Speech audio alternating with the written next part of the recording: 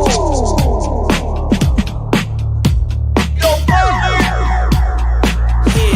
we go.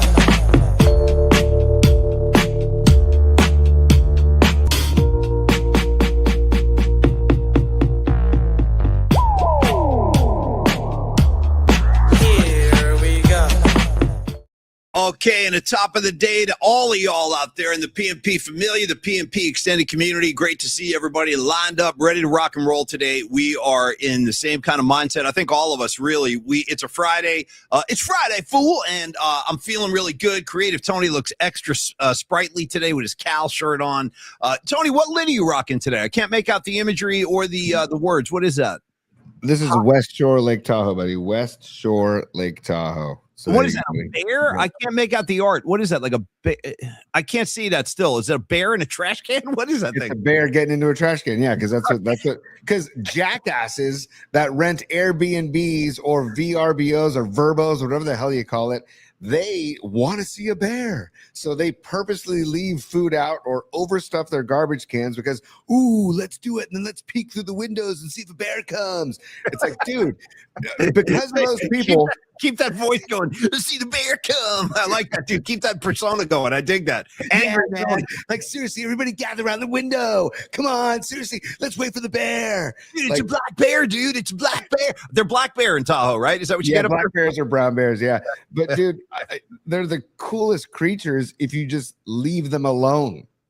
They don't even hibernate anymore, dude, because there's too much food to be had. It's so depressing. You'll see bears in the winter now. When I was a kid, you never saw bears in the winter. Sorry, dude. By the way, dude, you got a whole bear motif going today. By the way, that's good mojo and particles for the Chicago Bears, who are going to be playing in freaking blizzard. Well, actually, I shouldn't say that.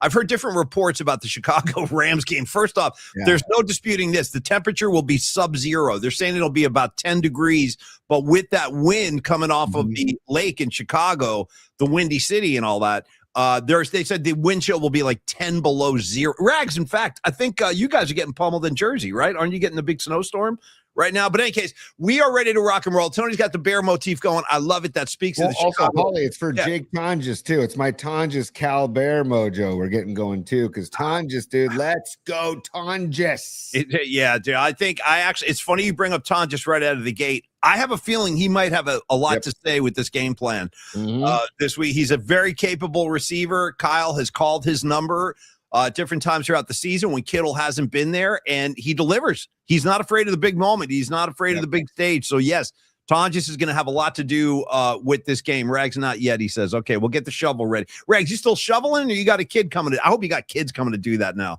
I used to shovel and snow, dude, is one of the you talk about grunt work, which I don't mind. Like, I'll do some heavy lifting. I'll get outside and do what I got to do. But, dude, shovel and snow is literally backbreaking. Dude, we got to get Rags one of those, the walking little snow plows that you walk behind like a lawnmower, but it's a snow plow. He's got and then he can put on the earmuff beanie. He can put on the scar. He could be the East Coast Clark W. Griswold, dude. I mean, just own it, Rags. Own it, man.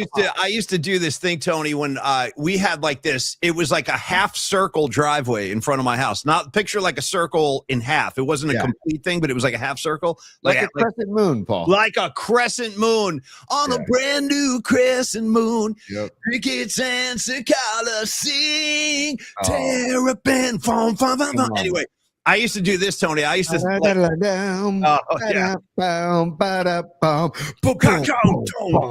on, man. Let's go.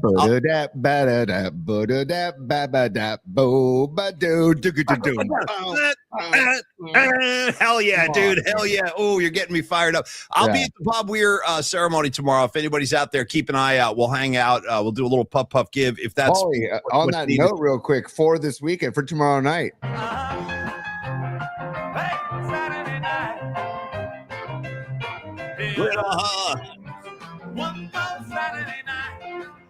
Hey! Yeah, Tony. Nice ad, brother. Nice ad. Wait, I want to hear that a couple more times today, so keep that we have the abridged version, too.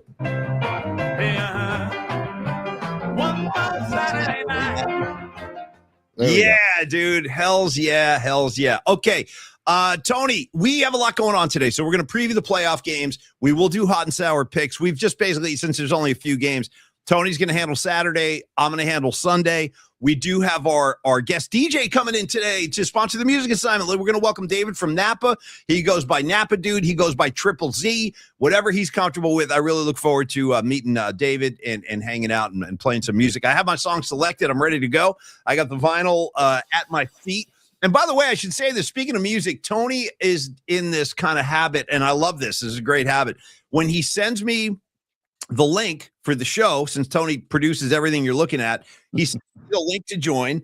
But every time he sends me the link before a show, he'll put like a lyric from a song in there, or he'll put like a quote from, Fast Times, just something to kind of set the mood for the day, which Tony, it really does wonders for me, because I'll open that up and I'll see your quote of the day and I'm like, nice, dude. So today, Tony quoted, I don't know what inspired this, maybe the Mike Reno cake we saw yesterday, but Tony listed some lyrics from the Loverboy song, Turn Me Loose, dude. Why don't you turn me loose? Check it down. Totally, bro. Totally. I got to do it my way or no way at all. How about this lyric from Big Mike Reno? He goes, I forget what sets up this line, but at one point in that song, Mike Reno goes, I'm making love to whoever I please. Dude, yes, I'm making love. Dude, I'm on my knees, right? Isn't it? I'm on my knees. That sounds right. To whoever I please. The reason that the inspiration was to all these guys. Oh, dude. Hendrix, Wallow, Marcus Siegel, Sky Moore, Brian Robinson Jr., Jake Tonjes. All these guys are getting the chance to be turned loose, and they're saying, turn me loose. Turn me loose, Kyle. Turn me loose, Sala. Let's go. I cannot freaking wait for 5 p.m. And the vibes are thick everywhere I go, dude. People want to talk Niners, Seahawks. It's 5 o'clock tomorrow night. I'd love to see the TV ratings for this game, man, because they're going to be through the roof for this game. And go ahead. The spread hasn't moved from 7 points. Go ahead, people. Underestimate them. Go ahead. Go for it. Well, it's funny that the spread has not changed at all, considering the fact that Fred Warner has now been ruled out of the game. Just quick updates in case you missed that. Fred will not play this weekend. I think a lot of people expected that. I kind of started getting my hopes up when I saw him on the practice field. I'm like, you know what? If Fred's got a couple of snaps in him, dude, throw him out there. But I get it. It's not the right time. He's not ready. So, well, also, hey, to that point real quick, Paulie, Rod said yesterday, I want to reiterate, if Fred would have played, then the Seagulls would have the Seahawks would have gone. That, dude, the Seagulls. Yeah. The Seagulls. Shout out Bad Company. Seagull. Anyway, Tony, go ahead. Great try, dude. Shout out to the Seagull that stole the hot dog out of my bun at the San Francisco Zoo when I was 9 years old, dude. Shout out to the Seagull that took a dump on me at Yerba Buena Park, right on me at Yerba Buena Park. Tony, so way back in the day in the 90s when I first started in radio, Bob Agnew hired me as a copywriter. I was not on the air at all. That's when I first met Tony. Tony was a producer. I was a copywriter. One thing led to another. We found ourselves in the studio doing shows. But at the beginning, I was like a regular 9-to-5 guy. So I would take a lunch break and I would just go right over to Yerba Buena Park. So beautiful over there. People are like laying out. It's like a little vacation in the middle of your workday. So I was sitting over there eating my lunch one day. Bam! Got drilled right on the shoulder. And I had to go back to the office with bird S on me. I was like, damn, this sucks. And I think I borrowed a shirt. Do you remember that kid?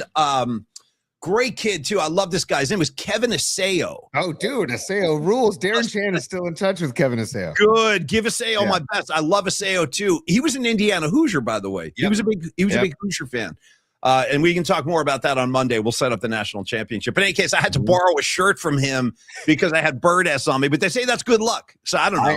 It is good luck. And I have PTSD. Every time I see Seagulls, I get a little skittish because I'm like, dude, that thing picked it right out of the bun, man. I was 9 years old. Where did this happen? San Francisco Zoo, man. I was all stoked to be at the zoo. So traumatizing for a kid. Traumatizing. Exactly, dude. So back to the Seahawks, not the Seagulls. Go ahead. I'm sorry. I was going to say that if Warner would have played, the Seahawks would have gone right at him. They would have said, you know what, Fred, you're going to play? Okay. Well, we know you're not 100%, and we'll go right at you. So I think it's an everybody wins scenario. Fred gets healthy, and then the Seahawks aren't able to go right at him. And, dude, But we're going to break down the game as we did. But if you missed Rod Brooks yesterday, I went back and rewatched a good chunk of it yesterday. Rod was in freaking tip-top form yesterday. So I highly recommend going back to our episode yesterday, episode 242. Today's 243. Shout out Dana McLemore. Shout out Eric Kendricks now. We're in 43, episode 243. And then go back there and check out Rod Brooks from yesterday. And then also the audio versions are always available on Spotify and Apple Podcasts at Polymax Particles. Couple things, dude. You dropping a Dana McLemore on me at the beginning of the show is fantastic. I mean, the more Dana McLemore talk, the better off we're all going to be. Other great Danas of all time. I got to go to early hip hop voice. I think he was a New York City guy. Really unique style. Do you remember that rapper named Dana Dane? Do you remember Dana Dane? Wow, I haven't heard that reference in ages. Wow. Had that track. It was about a trans guy, dude. Way back in the day, it was called Cind. Dude, now that I think about it, dude, the name of the track, Tony, Cinderfella. Dude, Cinderfella. And Dine. He used to rap like that. Dine. Dude, Cinderfella. Try that one.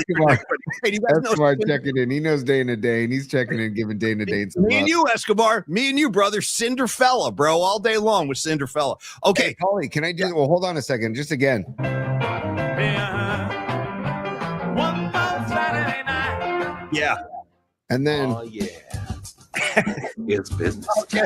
Okay. Hey, I just want to set up the show real quick. We're going to do a Tony's Top 3 today. We're going to have David Basham come on, a.k.a. Napa Dude. He's the musical assignment sponsor. And on that note, he says it's the era between 1980 and 1985. There's going to be a 49ers tie-in, but also he gave us 4 bands yesterday, and he emailed back apologizing because he said he was driving when he was sending his previous earlier email with 4 bands. The 4 bands being The Police, U2, Springsteen, and Genesis. Well, he says there is a 5th band, and you can amend your pick if you'd like, or keep your pick if you'd like. But the 5th musician or band is Prince. This will be the 5th between 1980 and 1985. Pick one song from any of those artists between 1980 and 1985. That is the musical ass for this Friday, January 16th, 2026, Paulie.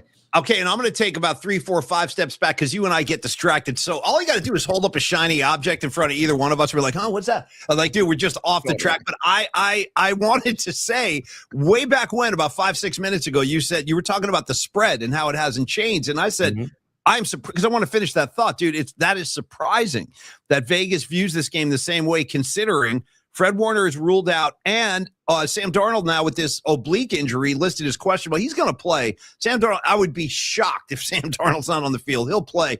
But that is a legitimate kind of thing. Like, you got a hampered quarterback. Throwing the football with an oblique can be a problem. I was watching Cam Newton was talking about that today on First Take, and he was like, yeah, that's not a good injury for a quarterback. But yet, the spread stays the same. That surprises me, considering their starting quarterback is listed as questionable. Why wouldn't the spread change? You would think Vegas would adjust. Great question. I don't know, Paulie, but you know what? Darnold is not known for his mobility. And now if he's dealing with some oblique issue, now we know he's going to be camped out in the pocket. And now we know that he's going to be battling something. And, dude, for him to comment on it and for him to not want to practice before the divisional round of the playoffs, he's downplaying it. I bet you it's something, it's not a mild thing for him to be talking about it and for him to leave practice, right before the divisional game, I think. And there was a video, I'll try and find it on Twitter, of him jogging off the practice field, and he's jogging and he's favoring his side. And it's like, this is, excuse me. And dude, of course, we don't wish injury on anybody. And we wish, and we like Sam Darnold, just not tomorrow. No. So, but now we know he's going to be camped in the pocket. Shut down the run. Shut down the freaking run. Make Darnold drop back to pass and get some pressure on him, man. Send some people, get some pressure. Paulie, wow. Listen, I want to react to what you just said because you're talking about stopping the run. It was last weekend. I was talking to Rags before the game, before the Niner Philly game, and he goes like, "How you feeling?" And I was like, "I feel good," but here was my concern going into the Philly game. I was like, considering the state of our defense and considering the Eagles have that great weapon in Saquon Barkley, I told Rags, I go, my biggest concern today is that they're going to run Saquon right into the teeth of our defense, and they're going to do it all day. They tried that, but the Niner defense answered the call. So, yes, dude, they are going to try to run at the Niner defense, but if they can give another performance like last week, I think Seattle's going to have to go to the air. They're going to have to go to the air. And when that happens, let's look at some numbers here, Tony. Sam Darnold has 8 interceptions in his last 8 games. He's also fumbled the ball 6 times this year, okay, for a total of 20 turnovers that Sam Darnold is directly responsible for in 17 games, dude. Not a good attribute for your quarterback, a guy who throws 8 picks in the last 8 games, fumbles 6 times. I'm telling you right now, if this game comes down to Sam Darnold making big plays, I feel really good about it. I really do, because he'll force some balls. Sam Darnold will force some balls, and we're going to take advantage of that. Is my hope.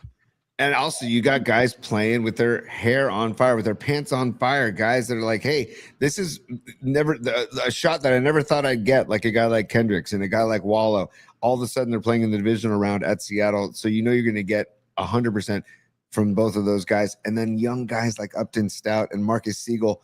I am bummed about Jair Brown, but it's the whole rise up mentality. It's the whole next man up mentality. It's the whole, I never got to this yesterday, Paulie, but like we were talking about the Familia yesterday, right? Yeah. And I wanted to make the parallel to the PMP Familia, and from the PMP Familia to I feel like there is a vibe that has been created with this year's team where there is a definite chemistry and cohesion with this team. And I feel like the way that these guys pick each other up is just phenomenal. And I would love to know what George Kittle, has been telling Tonjes and the conversations he's been telling Tonjes and Luke Farrell too, because those guys are going to rise up, and everybody's risen up. And it's just, I don't know, Paulie, there's a vibe. It's all about the vibe. There's a huge vibe, Tony. I feel it too. I really do. I'm feeling extremely good about this game. And let's remember this too. Let's remember this other little kind of nugget of truth here is that these guys, the Niner coaching staff, they know Sam Darnold intimately. Okay. Yeah. They know all about this guy. They know what his tendencies are. They know where he becomes uncomfortable. So again, I think the Niners have a huge advantage. We talked about Tonelli's 3-point plan in terms of the coaching. Yeah. I'm going Niners 10 times out of 10 on this. And again, their intimate knowledge of Sam Darnold's habits, I think, are really going to help the Niner defense in this game. Or at least, again, that's my hope as I continue to knock on wood over here. And I got to address something. I'm sorry, I got distracted on the text line real quick. Yeah. Rags and Big Al and Chico are going back and forth about All the Right Moves again, one of a great high school football movie. And Rags, you're talking about that kid who's yelling at Chris Penn. He's going, "Hey, Riley, I'm coming after your ass." And that dude, Chris Penn, with the greatest comeback of all time, he goes, "Do it, man. Make me happy. Do it, man." I love that. Make me happy. Remember that? Yeah, do it, man. Make me happy. Anyway, rest in peace, Chris Penn, dude. Left us way too soon. Way too soon. The wildlife. Footloose. Don't get me started with Chris Penn, man. By the way, I got to give Big Al and Chico some love. I saw this comment on the chat, and I just got to play it for him, so stand by. If you need a beer, grab a beer. Hey, Boach. Old Boach. Yeah. He just said on the chat, if you need a beer, grab a beer. So I just played it for him. Boachy checking in on the show. And by the way, Paulie, just a reminder about our show. Okay. The rules are, there ain't no rules. Nah. That's all. That's all. Not around here. No, Tony and I are not the law-abiding, rule-abiding kind of people, and I think that's part of the appeal, I hope. Anyway, here's what I want to do, Tony. We have a lot to get to, and I do want to make sure we're ready to rock and roll with David from Napa. So here's the question. We got to do a hot and sour pick. We got to do a Tony's top 3. And I'm wondering if you want to do either of those now, because I do want to address this Dodger thing that's going on before we dive deeper. I know.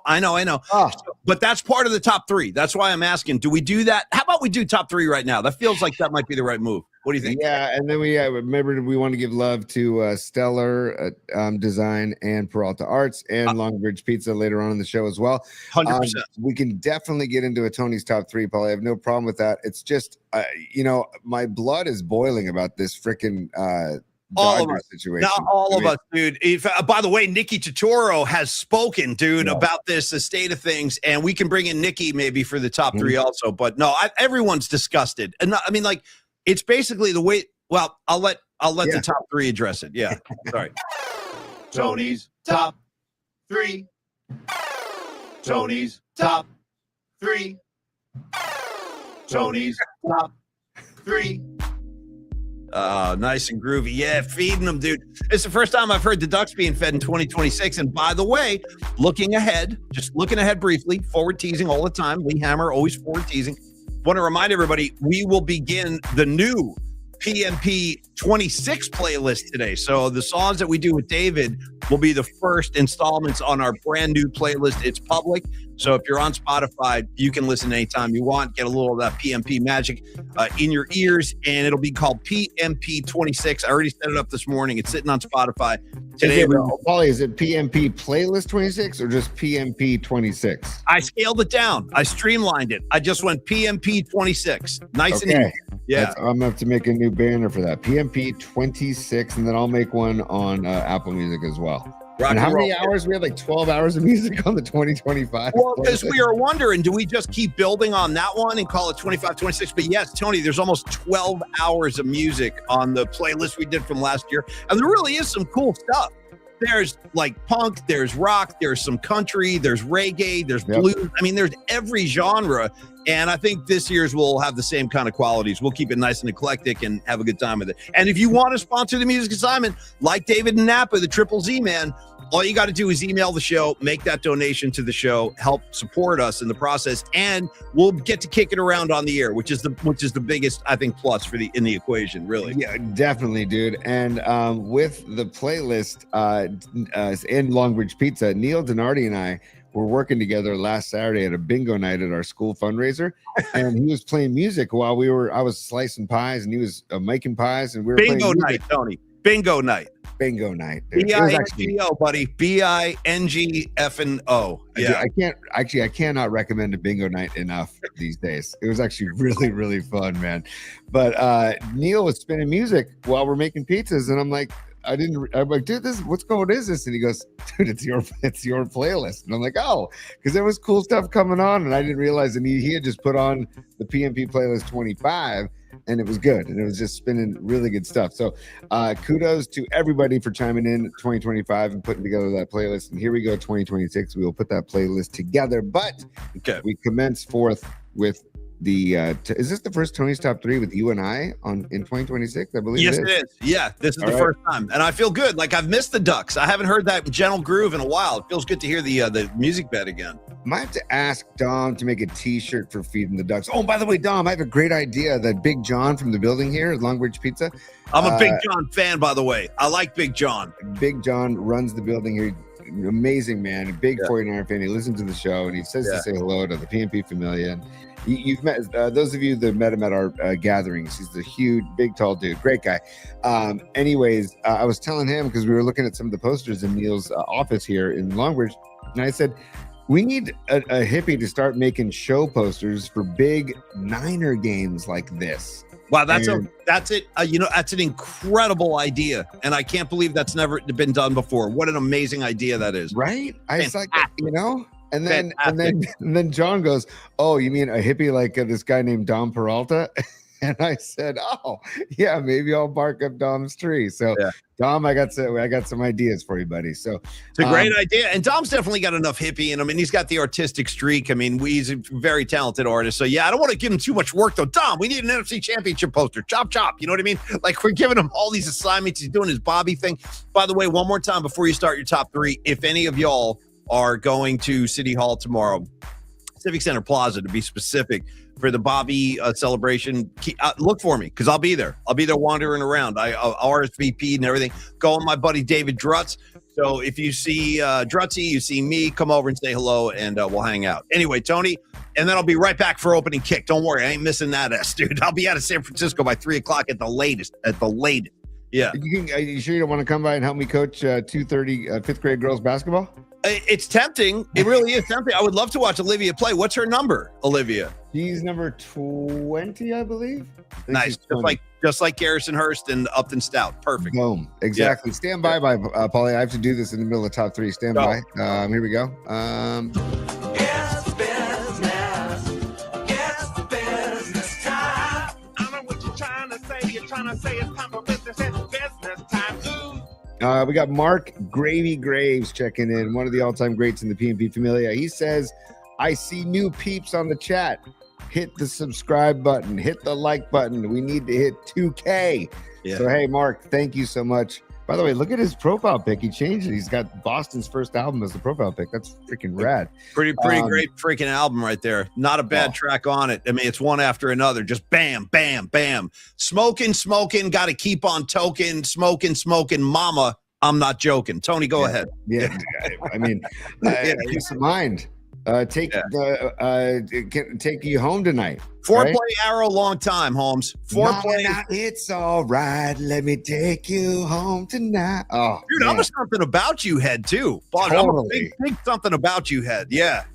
Let me take you home tonight. Sorry. Totally. Because there was something about you. Yeah, there was something about you.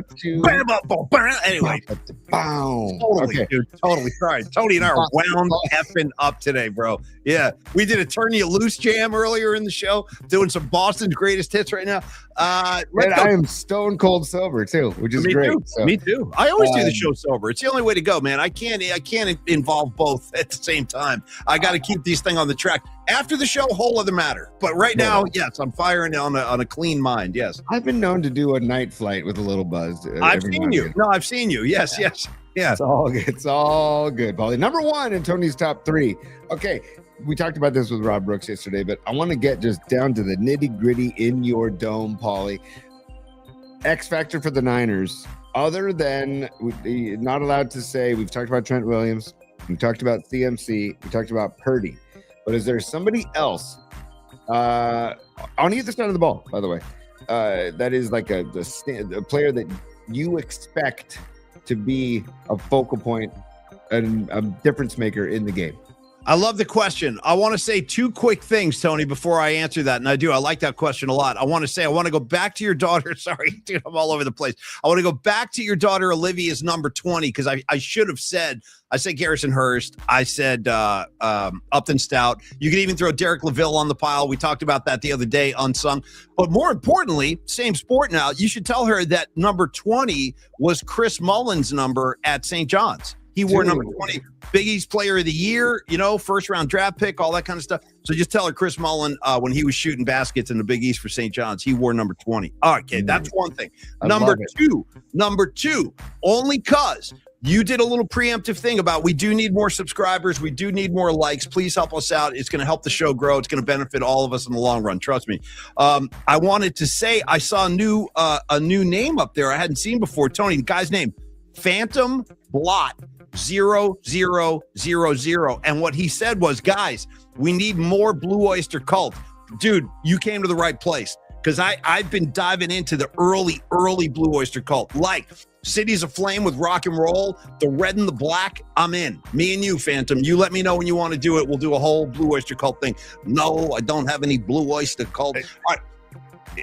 Phantom Blot quadruple zero also is asking who here has the Toto album. And I'll say right here, dude. I have Toto 4 on. Tony's vinyl. a big Toto guy. You've always been a big Toto guy.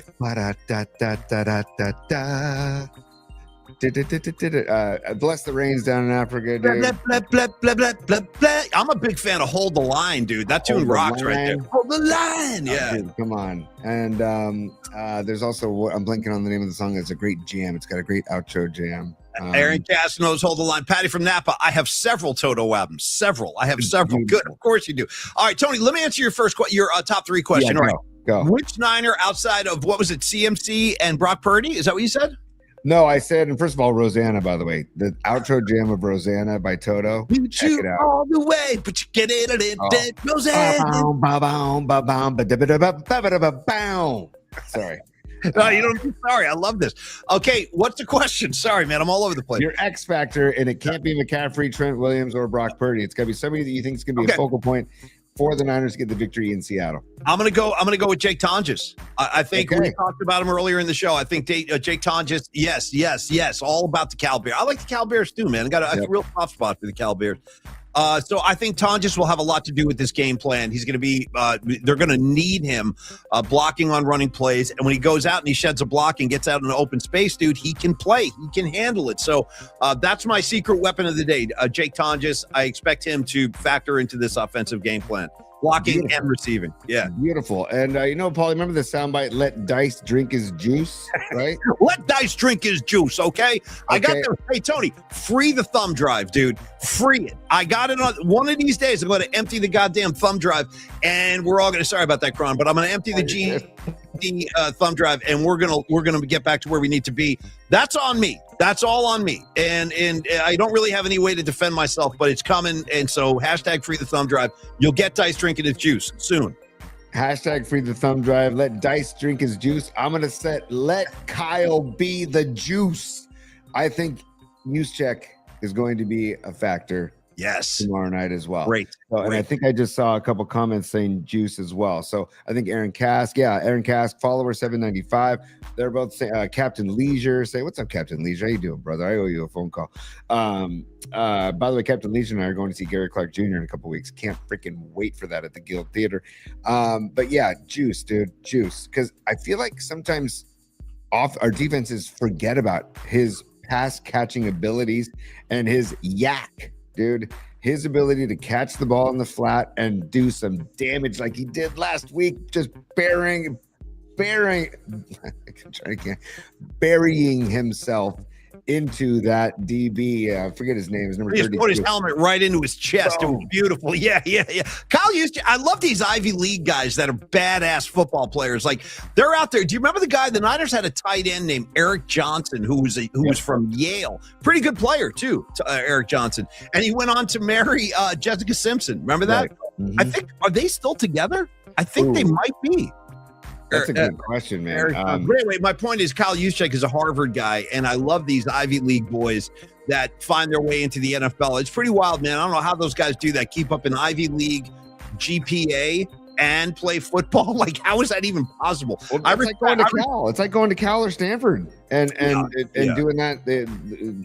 That academic structure that you have at Cal and Stanford is not like going to University of Miami, dude. Let's just call it what it is. It's not like going to Alabama or LSU. Stanford and Cal are like Yale, where you got to show up to class. You got to do the work, man. But Paulie, Eric Johnson, and Jessica, what was her last name again? Simpson. That's right. They split up after 10 years. They split up this year, it looks like. So, all right. Hey, listen, 10, that's a pretty good run. You know what I mean? Like, I'm just being honest. The way it's going these days, most marriages, I'd say probably half of them don't work. Ultimately, so 10 years, not bad, not a bad run. Paulie, I just dedicate this to Eric Johnson and actually to Jessica Simpson too. We would all like to be able to live an uncluttered life, a simple life, a good life. There you go. Me and you, Jerry. Well, by the way, but let me just remind everybody, Garcia himself, Jerry Garcia, I think he was married 3 times, 3 different times. I mean, what are you going to do? You know what I mean? I'll see you in 6 months. I'm going on tour. Like, that ain't going to work for most people. Yeah. It is what it is. But my point being, I think Juszczyk, sometimes defenses, they don't forget about him, but I think that he can get a little lost when they're focusing on the other people. And so I think he'll play a prominent role as well. Moving on, Paulie, to number 2 in Tony's top 3. And this is more, I don't want to spend too much time on this because I love the vibe we have going on the show today. Yeah. But I do think we need to acknowledge it. And I do think we need to crap all over it for momentarily, is what the Dodgers are doing.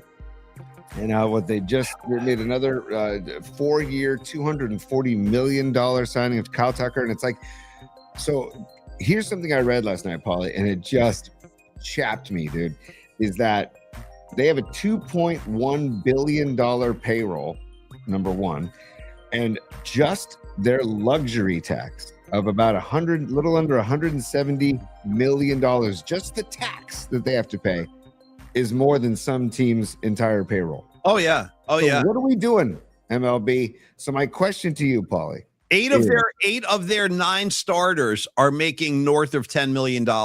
It's disgusting. Think about that. So they have 8 of their 9 on the field that earn, what is that? 8-figure salaries. 8-figure. The thing that bothers me about this, and again, I guess it's hard. This is a hard situation because, the Warriors were doing the same thing. Joe Lacob was like, I don't care. I'll spare no expense.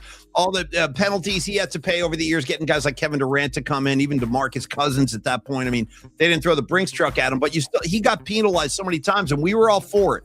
We were like, you know what? Buy what you got to buy. Get Kevin Durant in here. So it's essentially what the Dodgers are doing. But the problem I have with this is there's nobody. It's just very easy to see that no one's going to beat the Dodgers next year. Like, Right. barring any kind of unforeseen, injury plague that bites that team, they're just too good. They have too much. Like, why bother playing the season at all? Now, I don't know the way out of this, Tony. What is the road to a more balanced MLB? A stoppage? Is that what's going to happen? Okay, dude, that was my question for number 2 of Tony's top 3. Do you think this is heading to a work stoppage in MLB? I think it's likely. Yes, Yeah, I think too. it's likely, and I think that's going to be a really, really bad situation for MLB because the fans. I mean, I still maintain having, I'm as old as I am. I've been watching baseball since the 70s, and I still think that baseball never fully recovered from the 94 strike. They really didn't. Like, some Right. fans came back. If you love the game, you love the game. But it never returned to being like, quote, America's pastime or the sport that, like, it's just considered too slow now for this age that we live in. Kids are not connecting with baseball in a national sense. I mean, maybe again in certain areas, like I think the Bay Area is a very healthy baseball place geographically, but a lot of parts of the country it's all football, and then basketball right behind that, and baseball's kind of like maybe I'll watch the playoffs kind of thing. So I think there will be a stoppage, Tony, and I think they're going to have to rectify this or balance it out somehow. So teams like Baltimore, even Toronto, who gave the Dodgers a good fight, that they have a chance to be relevant, like these small market teams, Seattle, because right now it's just no one's going to beat the LA Dodgers. It's just not going to happen. No, and also it's like baseball. You're shooting yourself in the foot without like adding a salary cap as soon as possible, because you have right now the interest in MLB after that World Series, I think, is pretty good. It's not in the tank right now. But with this kind of stuff in the off season, where you're basically, it's the Dodgers and their payroll, and I mean the Yankees and Mets are up there too, but And Boston, and Red Sox, Boston, yeah. right? But like, there has to be some sort of parameters put in place, some restrictions, it's got to be regulated at some point where there has to be a salary cap or something, because this is ridiculous. Yeah. This is absurdity. And Bo Bichette, I just saw, who was that? Was that Mark Gravy? He I saw signed your with the comment, Mets. Gravy. Yeah. Yeah. Bo Bichette with the Mets now too, $42 million a year. Like, this is insanity. And Kyle Tucker, he's good. He's a good player. Is he 4 years, $240 million good? I mean, it just blows my mind, man. So it makes me really angry, but it's time, right? Like, it's time for a salary cap, Paulie, and it's going to end. I think it's going to go to a work stoppage, dude. Which just me sucks. too. And then baseball is going to really find themselves in a very rough situation, because I think a lot of people are just going to throw their hands up and be like, "F baseball." These guys are making that much money and they're unhappy. That's what you're going to hear from the fans. It's going to be a messy thing, and I do not look forward to that at all. All right, Well, you know what I say, Paulie? Go to college baseball. Go to minor league baseball. Go support. Whoa, dude! Time out. I just got an alert. Okay. This is not good news. Oh, The Texans have ruled out Nico Collins for because of concussion for Sunday's game, dude. ooh, boy. Okay. That's a big loss for the Texans right there. My goodness, dude. Wow. That'll change the spread, I would assume. Well, I'll tell you what. Let's do this. Let's finish your top 3, and then we'll do hot and sour real quick, and then we'll bring in David from Napa. Yeah. So number 3, and then we've got a couple supers to get to as well, Paulie. Okay, Thank no you guys for being supers. Number 3, this is just kind of more of again, number 3 is always the wild card for Tony's top 3. Could be sports, could be not sports. This is a kind of a combo. Yeah. Big games like last week or tomorrow, right? Tomorrow. And tomorrow we say, One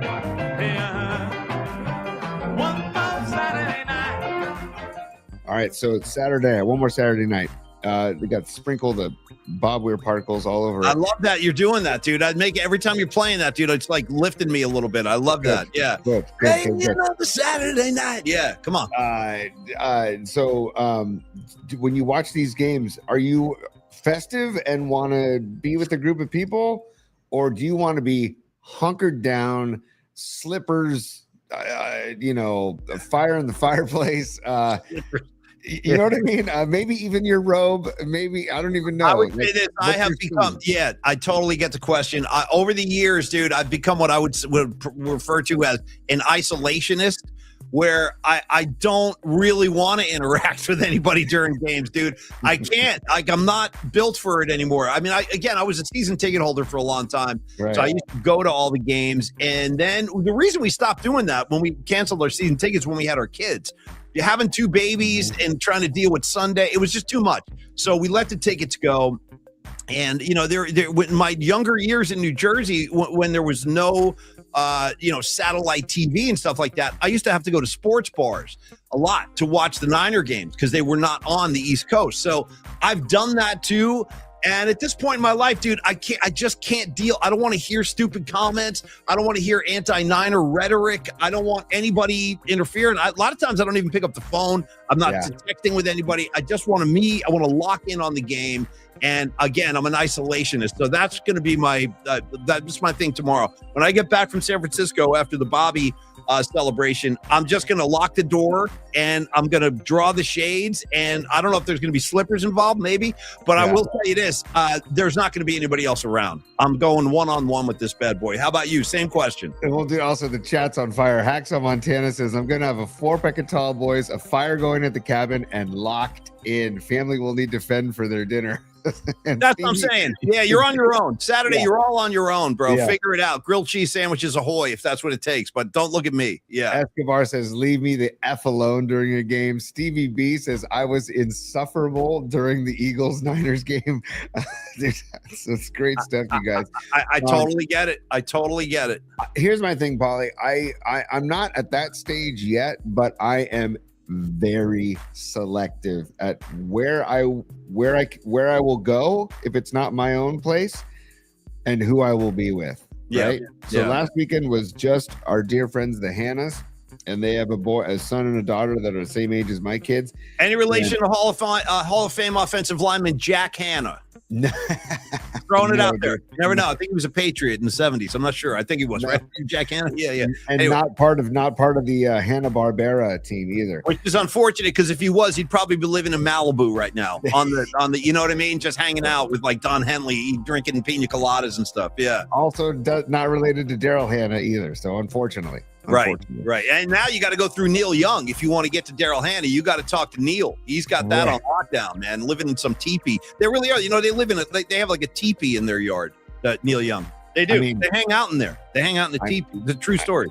And dude, shout out the Pioneer Saloon and off of Woodside Road where Neil Young used to just show up all the time. Show up. And by the way, Woodside, for your knowledge, used to be called Whiskey Hill before it was called Woodside. How about that? Like that. How about that? That could be a good name for one of our bands, the Whiskey Hill Boys or something like that. Dude. Yeah, it's a good name. Whiskey Hill. Yeah. Well, I also thought the Grand Scheme was a good band name. I came up with that the other day, and I was like, "Ooh, the Grand Scheme." Anyways, so Paulie, I need to be very selective. So, I love maybe we should. I might need a picture of you in your scene before the game on Saturday just to get a vibe. It's not going to be pretty. It's not going to be pretty. It's going to be like a bomb shelter, man. It's going to be. I'm serious. Will you be consuming adult beverages during the game? Yes. Remember last week I made the mistake with Fat Dom and Sirianni involved. I made the mistake of drinking Peroni beer because I love Peronis and it's an Italian ale that I like, a Pilsner. But once I made the switch, your mom is cool, Mark Wiseman. I was watching the game with him, and he brought over Miller High Lifes, man. Oh, that's right. Yeah. Where's Miller High Life? Yeah, totally. Yeah. I made the switch to High Life, and once I made the switch to High Life, it was all gravy. So I don't know what my approach is going to be tomorrow, but I know that something will be, enjoyed. But I gotta. The times that I haven't slowed my roll, it gets a little slippery. Gets a little hectic. Yeah, it can get hectic. Yeah, really. It's getting kind of hectic. You know what I mean? Yeah, totally. Yeah. Totally. Hey, Paulie, stand by. So actually, stand by one more time. Here we go. Yeah. Oh yeah. It's business time. Okay. All right. So that wraps up top three, but I want to get some supers here, Paulie, if you don't mind. I don't mind at all. Yeah, so stand by. Where'd they go? So we have got Escobar Cheeks the third. He says Mully is my favorite player of all time. We were talking about Mully earlier. You were talking about Mully at St. John's wearing number 20. Yeah. He says 3-time Big East Player of the Year. Hashtag F the Dodgers. Hashtag F the Seahawks. Yeah, hashtag man. Free the thumb drive. Yeah. Hashtag no butt stuff. Hashtag no shaman. Hashtag F Shady Shohei.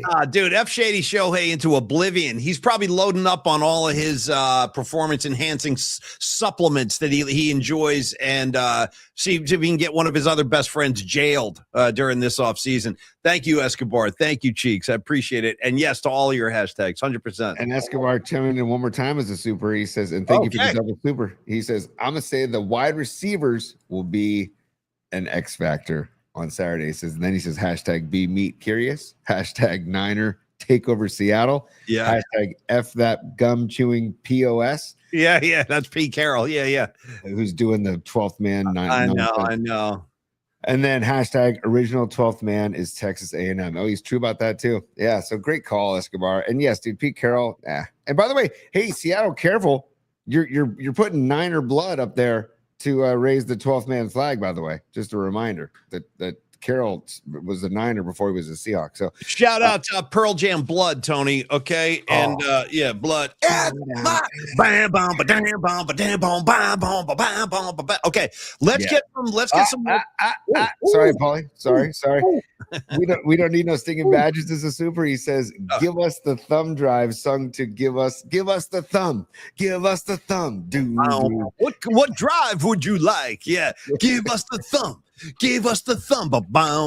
What drive would you like? It's coming, guys. It's coming. I promise. It's coming. It's over there. I got it sitting right over there. I can see it with my own eyes right now. Okay. Still got to go, dude. Paulie, it's Patty from Napa. She says she's joining in the supers, and she says LFG Niners, good vibes only. Exactly, Patty. That's why we only spent like a minute or two on the Dodgers nonsense, because we're going to keep the vibes strong here today. So good vibes, Patty. Thank you for the super. And then we got our man. Oh, you know what? Because he's a super. Why the F not, Paulie? Why? Let's stop messing around here. If we have Carlos De La Fuente, Los D as a super, I feel like we should recognize him with a little, just a little bit of give us the los, if you don't mind. Give us the los. Give us the los. Give us the los. Give us the los. Give us the los. Give us the los. What load would you like?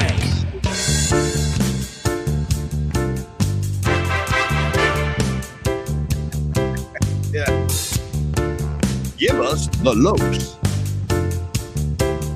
Give us the los. There we go. All right. Wow. Yeah. Yeah, it's got a killer jam. That a lot of good hooks in that one, H-back. Well done, bro. Well done. Yeah, H-back, great job. You read Los D's too. He says, God, how I miss going to the stick for a night game, watching Tom O'Malley, RIP Valenzuela, and the vibes of an old school Giants-Dodgers game. Hashtag F Mike Marshall. Hashtag Lasorda kisses. Hashtag 53-degree wind chill. Hashtag $3 bills. I'm going to add a hashtag to that. Hashtag carnation malts. Hashtag and also hashtag napkins and hot dog wrappers blowing all over the field on a windy night. It can't just blowing right across the mound. Garbage. You know what I mean? Litter. Just because you couldn't get. Sometimes there'd be like little mini like cyclones going on out here in the outfield. Yeah, I miss Candlestick too, Los, badly. In fact, I don't want to get into a whole thing because it's going to take up too much time.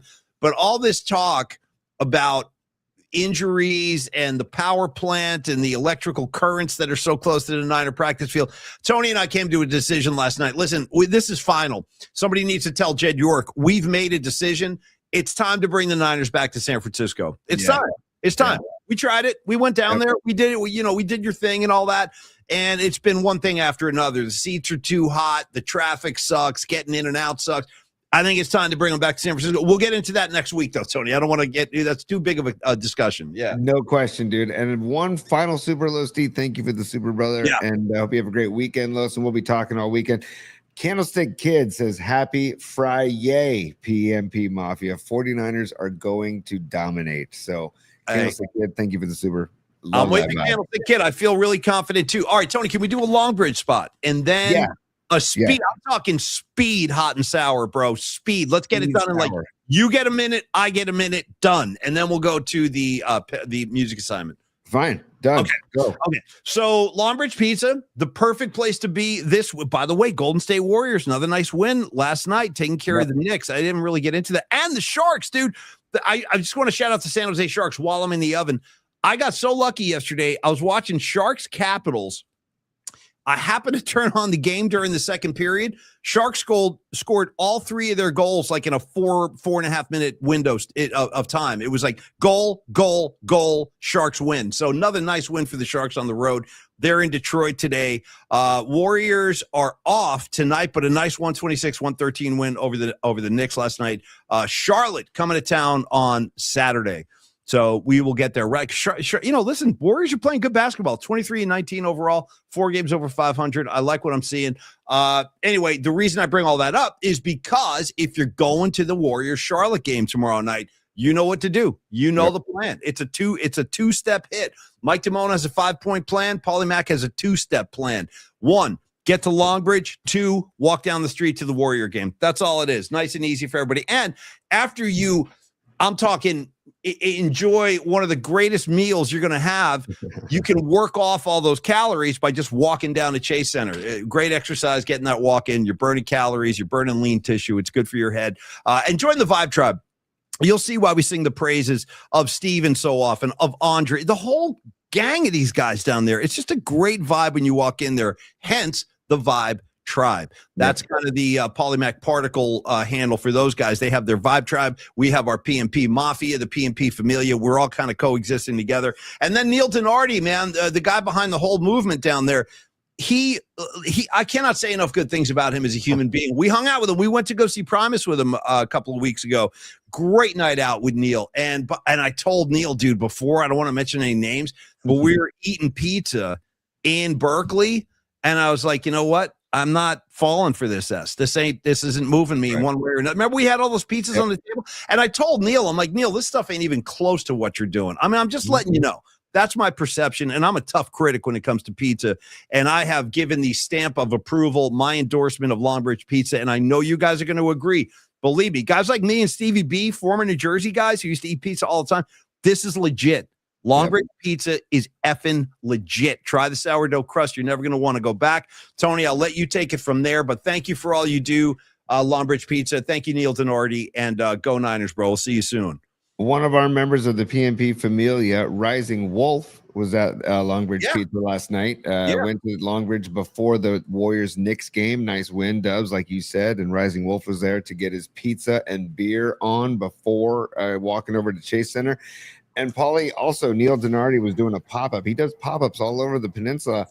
And he drives a pizza wagon. Dude, he's driving a pizza wagon. He was up in the North Bay again last week. He sent me a photo. He's like, drives the pizza wagon. He was at Bear Bottle Brewery in Glen Park last night. He's for hire. If you want to do catering, if you want him to cater a private event, he will show up to wherever your event is happening, and he will make the best pizza you've ever had on the West Coast. And people will want to know, where is this coming from? What is this? How do I get more of this? You can longbridgepizza.com. You can get in touch with Neil Denardi if you want to hire him for private catering. Also, I haven't done this in a long time before we get to Hot and Sour and to Napa Dude, a.k.a. David Basham, for the musical assignment. We're coming, David. We're going to be with you in just a minute. This is going to be quick. We're going to do Hot and Sour like that, and then we're bringing you right on. So stand by. Yeah, David's patiently sitting in the green room. Thank you, brother. I know. But a couple of pizzas that we haven't really talked about, dude. We talked about the Sophia pizza, right? I've talked to you about the Sophia, but there's the Nico pie, named after... that was my early favorite. I was a Nico pie guy before he invented the Polymac Particle pie. I was getting the Nico every time. The Nico's a great pizza. Really is. Yes, dude. And then the Nico is tomato sauce, mozzarella, smoked mozzarella, sausage, red onion, roasted peppers, Parmesan. Then you've got the meatball pizza. We don't talk about the meatball with provolone, ricotta, roasted garlic, Calabrian chili paste. And then you got the hot and honey, which we do talk about, the mozzarella, the hot copa, the Calabrian chili paste, and honey. Dude, the Love Supreme we haven't talked a lot about. Which is John Coltrane, Love Supreme. Boom. Yeah. Boom, boom. And it's tomato sauce, mozzarella, pepperoni, sausage, mushrooms, olives, red onions, green bell peppers, and Parmesan.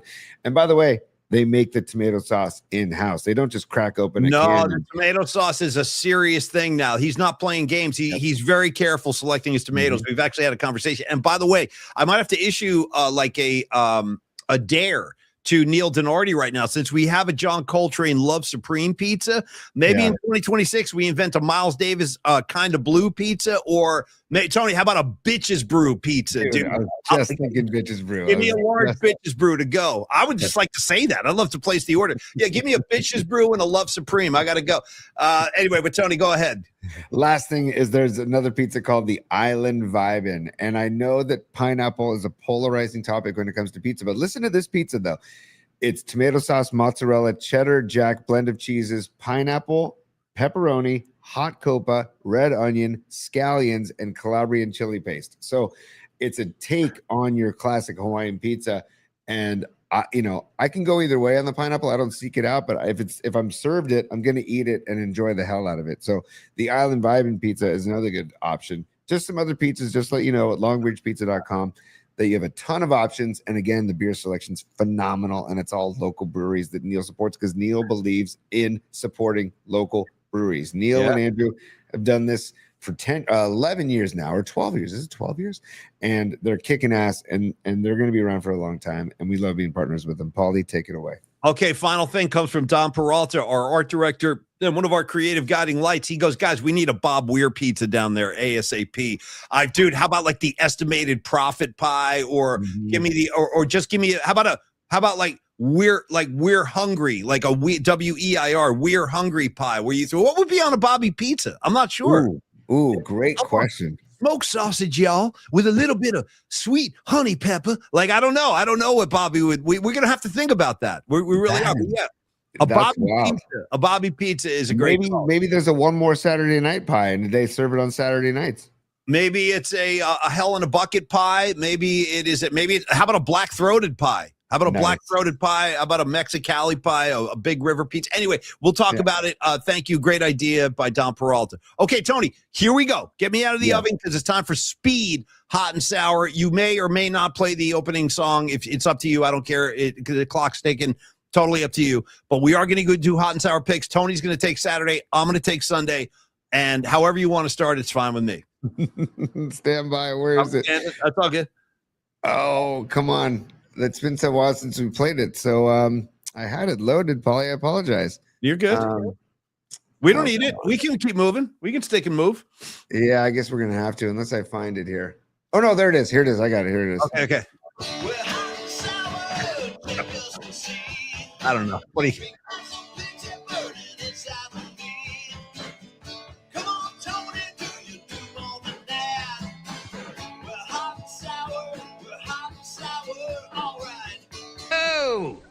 Yeah. Guess what? Nice. Oh no! Well, that was a little much. Yeah.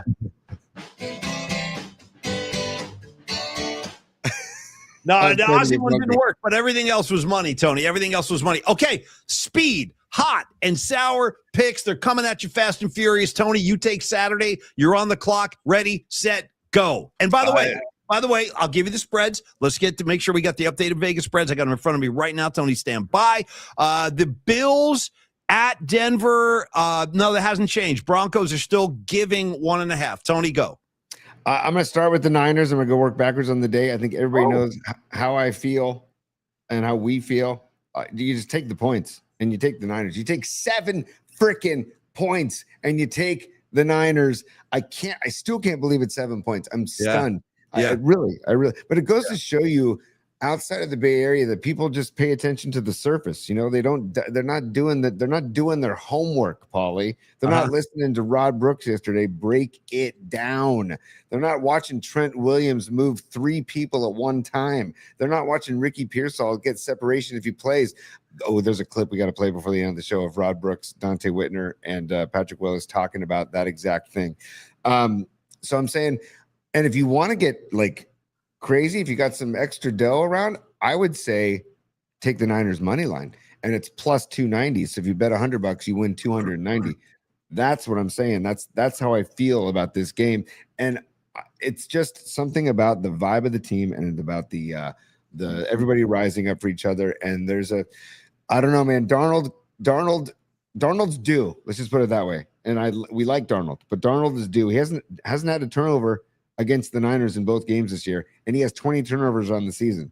So I'm guessing that he's going to have at least one, if not two, turnovers on tomorrow night. And Paulie, on that note, if you don't mind, so stand by. Saturday night. One more Saturday night. Damn. Yeah. Saturday night. Okay. Yeah. And just because we're doing Speed Brick, we're doing Speed Hot and Sour. By the way, Speed Brick, shout out to JT the Brick, one of our favorites, man. Speed Brick, dude. Yeah, we're doing Speed Brick. That's right. So let me give you the updated spread. I just want to make sure Vegas hasn't changed anything. Tony, stand by. I just gave it to you. My bad. 1.5. Excuse me. Sorry. Yes. As much as I want the Bills to win, my heart is with Buffalo, but I feel like Denver at home, and it's only 1.5 points. So I feel like it's not enough points to take Buffalo. Just plus 1.5. If the spread it's 1.5, right? So Paulie, is that what you said? Correct. Yes. Yeah.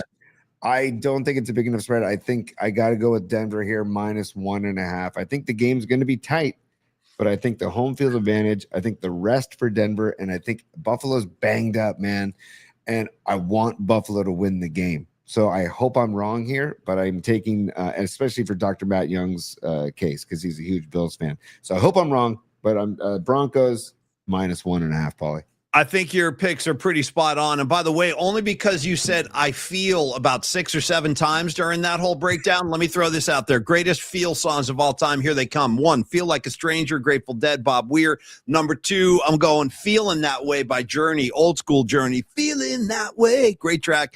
And then, Tony, I think this is Ambrosia. Okay. I think I'm going to come at you with some Ambrosia. Not to be confused with Ambrosia, the food, just Ambrosia, the band. No, I'm talking about the band now. We're talking musical Ambrosia. I think they had a track called That's How Much I Feel for You, Baby. How much I feel. It was like a 70s ballad thing. You remember that one, T? Of course I do, dude. Okay. And then to add to your feeling, of course, More Than a Feeling, Boston, Mark Gravy Graves' profile pick is the Boston album, More Than a Feeling, which is a beautiful, beautiful tune. And then we got to go to Boogie Nights and Dirk Diggler and Feel My Heat. Why don't you give it to me right now, just for my own? Have it. I just have I know I have the other. You got the touch, you got the power. I don't have Feel My Heat. By the way, while it's become fashionable, if not chic and trendy, to just beat up on Paulie Mack now about me holding the thumb drive hostage, let me just say this. I told Tony and I bet you've forgotten all about this, and I wouldn't blame you because there's a lot going on that night, but at Primus, at one point, I just randomly looked over at Tony, and I go, yo, T, you know what we need on the soundboard? And you were like, yeah. And you made a note of it and everything. Is John Goodman. Yes. No. Take 2. Not John Goodman. No. Gene Wilder, yes. Yelling at the kid and the uncle at the end. You get nothing. And then when he drops a good day, sir. Good day, sir. I want that good day, sir. We can play that at the end of the show. So anyway, beat up Tony too. If you're going to beat Paulie Mack in the thumb drive, give Tony a couple of air slaps as well. Okay. I just stand by. Probably and I know that David Basham's waiting in the wings. I know we're killing this kid. I know, David. I'm so sorry. Yeah. You asked for it. You're going to get it, and we're going to enjoy it together. Everybody join us. Yeah, dude. That's me and you. 100% me and you. I'm on axe. You're taking care of vocals. That's us right there. Here we go. John C. Reilly, Mark Wahlberg. Yep. We'll take it from the top. Yeah, let's try it. He will rock you. Totally. The heat will roll you. Baby, don't you know? Effing back. My heat will move your soul. Come on. Love me today. Love me today. Love me tomorrow. All day, Paul. All day, all night. You feel my heat. Feel feel my heat. I think we should do it I think again. we should repeat that again. Feel, feel, feel, feel, feel. Feel my heat. Feel my heat. Yeah. Effing Beth. By the way, start practicing that. We're going to do that at Brisbane Inn on March 20th. That'll be our opening night. Before the Bobby set, we'll give you a quick feel your heat tease. Okay, Tony, speed picks, and then right to my man David. I'm so sorry I've been waiting so long. All right, here it comes. Tony, Sunday's matchups. You got the Texans at the New England Patriots. That's a 12 noon kick. The spread is the Patriots are giving 3. Now, you just gave the injury update with the Houston Texans. Ooh. Okay, I'll say, you know what? I think the Patriots are going to win the game. I think they'll find a way to win on their own field. It's going to be a madhouse up there in Foxborough. But it would not surprise me if Houston finds a way to maybe pull off some kind of miraculous upset. And, Vegas, it's funny. Vegas sees Houston as less of an underdog than they see the 49ers, which is crazy to me. That's crazy to me. But so be it. So be it. I'll give the Texans their 3. Now, make no mistake, I love this Houston Texan defense. I really, really do. It would not surprise me if they force Drake May into a couple of mistakes he's not used to making, because he's had a pretty good year, that kid, and the whole Vrabel thing. But I think the Patriots are going to find a way. And it pains me to say that because I do like that Houston team a lot. Game number 2, Rams at Bears. No hesitation on this one at all. I'm taking the Chicago Bears. They are giving the Rams 4.5 points. I think that spread's gone up. I think it was 3.5 earlier in the week, wasn't it? 3.5? I think it was. I saw 3.5. What do you see now? 4.5. It's up to 4.5.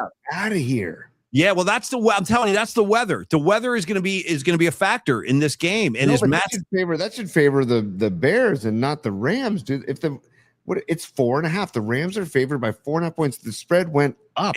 It's crazy. I'm taking the Bears. Gone down with the weather. It should have gone down. That's your wild, point. Man. You're 100% correct. You're right. It is kind of surprising, but you know what? I'll take it. I'm going to take it and run. I'm taking the 4.5. Chicago Bears are going to beat the Rams, and then, like Kruger said, Kruger will talk to Kruger in Chicago next week. As he said, he goes, Tony, can't make it today, but I'll call you from Chicago. He's already game planning. So there you go. Bears, Patriots, Broncos, and Niners. Those are our hot and sour picks for this week. Thank you very much, Tony. Let's do it like this. Let's welcome our guest sponsor for the day. We're going to do our music assignment, and then we'll wrap the show with the Stellar Design read after we say goodbye to David from Napa. But I'm looking forward to meeting this dude. Heck yeah, me too. So stand by, Paulie. Peep this, particle heads. PMP's weekly musical assignment begins now, right now. Yeah, there it is. There it is. And Paulie, let's welcome to the show the man known as Napa Dude, but born into the world as David Basham. Ladies and gentlemen, welcome David Basham to the show. What's up, David? Hey guys, how you doing, man?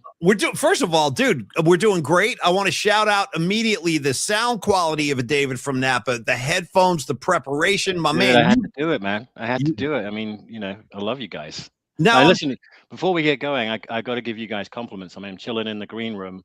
Thanks for apologizing. No need for that. I'm just cracking up listening to you guys, right? I walk in, see all the libations, snacks, and all I see is this banner. And it says F the Dodgers. I mean, that's perfect timing, right? It's ridiculous. And then, in the corner of my eye, I see this TV show going on. It's the Muppet Show. And they're all there. Nice. You got Mahomes, you got both Kelsey brothers, right? Yep. You got Mr. Elf on the Shelf, you got Shade Tony, you've got La Flop. Yeah. And then you've got Sirianni, and above all, Fat Dom, right? And Paulie, I heard your outrage on Monday, right? And I'll get to this in a second. What you don't understand is I work these really weird hours, right? So I never get to go on the show live, right? Or listen to the show live, right? Mm-hmm. But I do listen to it on the way home. And I just, first of all, I feel like the whole family, the army, they're just hilarious. I feel like I know everybody, even though I haven't met anyone, right? Right. But I love them. I've missed all the parties. I'm like, God, I'm always traveling, right? So I'm like, I have to be here for the next one. But anyway, so Fat Dom, right? Headset, Monday, common. And I have a couple of buddies in the NFL. I'm like, guys, what's going on here? Yeah, good question. And they go, yeah, man, what people don't know is the guy has a day job and he was pulling a double shift at the drive-through at McDonald's. Nice. He was taking through some orders, man. Nice. That's what he was doing. He forgot to take his headset off. Nice. Sneaks in a couple of Big Macs on the sideline too. Dude, so I just wanted to share that with you, man. I love it, David. Dude, Nice, David. You are ready to rock and roll. I love the preparation. I love the riffs. Now, let's talk a little bit about David and Napa for a second before we get into your specific assignment. And yes, for starters, we will have more PMP gatherings this year, David, and we'll make sure we'll find something that's going to work for you, because I got to say, that's probably the thing I'm most proud of in our first year. We have it just happened organically. We didn't set out to do this or design this, but this kind of community that supports the show, David, it's a group of really cool people. And every time we get together, it's almost like become like a family reunion. So we're working on our first outing of the year, and we'll try to make sure that you can participate. Now, you said you work a lot of weird hours. What's your line of work? What do you do for a living? So I work in finance, right? But my hours are like 4 a.m. in the morning to about 2 o'clock in the afternoon. Okay. And I'm usually up at midnight because I work in Europe. I mean, I'm obviously here in Napa, and I work in San Francisco. So, my commute is like 600 miles a week, Monday through Friday. Wow. So that's why, honestly, Paulie, what happened back in November 23, I mean, it bummed me out, right? Just totally bummed me out. But, the way I look at life is you got to take a positive out of a negative, right? So the positive is we've got this show now. Yeah. We've got to meet Tony, right? Yeah. Dom, right? Yeah. Ross and Neil. And let me tell you something on Neil. I call you guys the 5 horsemen of the apocalypse, by the way. Nice. Right? It's totally great handle. So to the family, right? If you have not been to Longbridge, you got to go. I mean, like you, Paulie, I'm a pizza connoisseur. Nice. I'm with you at John's at Bleecker Street. And I think I was on the, Tony, you pulled up some pictures I sent you. Yeah. Sal's and Carmine's, next time you're in New York, 103rd and Broadway, you got to go. Okay. Nice. Right? Okay. It just rocks. Hey, but David, real quick, before we even dive into the musical part of the show, I got to ask for 2 questions for you. The accent, got to find out where you're from originally, and then second of all, you created the visual of Big Dom, Fat Dom, working at McDonald's. Yeah. Couldn't you envision him being the guy that as he's handing you like your food, he takes like a chug of your Coke or like a sip of your milkshake before he hands it to you? Yeah. Like a sip out of your straw, like. Oh, dude, he hasn't got 1 drink. He's got 2 drinks in his hand. And he's got a mouthful of like a quarter pounder with, Royale with cheese. There you go. We'll throw that out there for you. Nice, right? Nice. Yeah. Right. But so, David, where are you from? That's where I'm from, right? So I was born in the UK, right? Okay. And then back in '89, I moved to the US and was in Houston for a bit. Wow. So shout out Rob Brooks, right? Yeah. And then went back home, then came back to New York, and I lived in New York for the longest time to about 2002. Yeah. And then I moved out to San Francisco in 2002. But I've been going back and forth for my job since '98, and I was literally coming out once a week. No joke, once a week, and it was just too much. I'm like, I got to move out there. So moved out there, lived in the city for 17 years, moved up to Napa about 9 years ago, and I love it up here. But the commute, I'm telling you, it's a disaster. So without you guys, and I'm laughing, man. I'm telling you, I've nearly gone off the road laughing so much. And let me tell you something, like HVAC, guy's a genius. I mean, he's working, so here we are, musical assignment, right? Yeah. He's working on his first album. He's got 4 hits already, right? Yes. And I knew this show was going to be a banger. Yeah. When he came up with Hans Luther. I'm just like, done. I can't get enough of that song. I'm in the shower sometimes singing the Hans Luther song. Nice. And the new one, was it Broads of PMP? Broads of PMP, that's a new track. Right? Yeah. The horn section on that is insane. Right. Yeah. So, David, I want to ask you, what is your and I'm very similar to your background, actually. A lot of time on the East Coast. I've lived right outside of New York City in Jersey. I lived in Boston for a few years and San Francisco. So those are like my 3 towns of my life: Boston, New York, and San Francisco. What's your preference, or do you have a city? Okay, break that down. How come? Yeah, San Francisco. I mean, I love New York. I was just back there. I was bi-coastal last year. I was both places. Yeah. But I think New York is a town you live when you're young.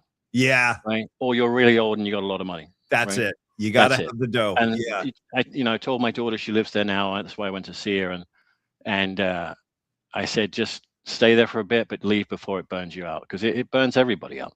It does. No, it does. You hit it right on the head. And that's the thing. I love going back to visit and get that little New York experience, get the flavor, get the vibe of the city. But I also, David, I like getting the hell out of there too. Right. Like after a few days. It's like Vegas. Vegas for me is 2 nights. Yeah. New York is like 4 nights. That's it. Yeah. Get me out of there.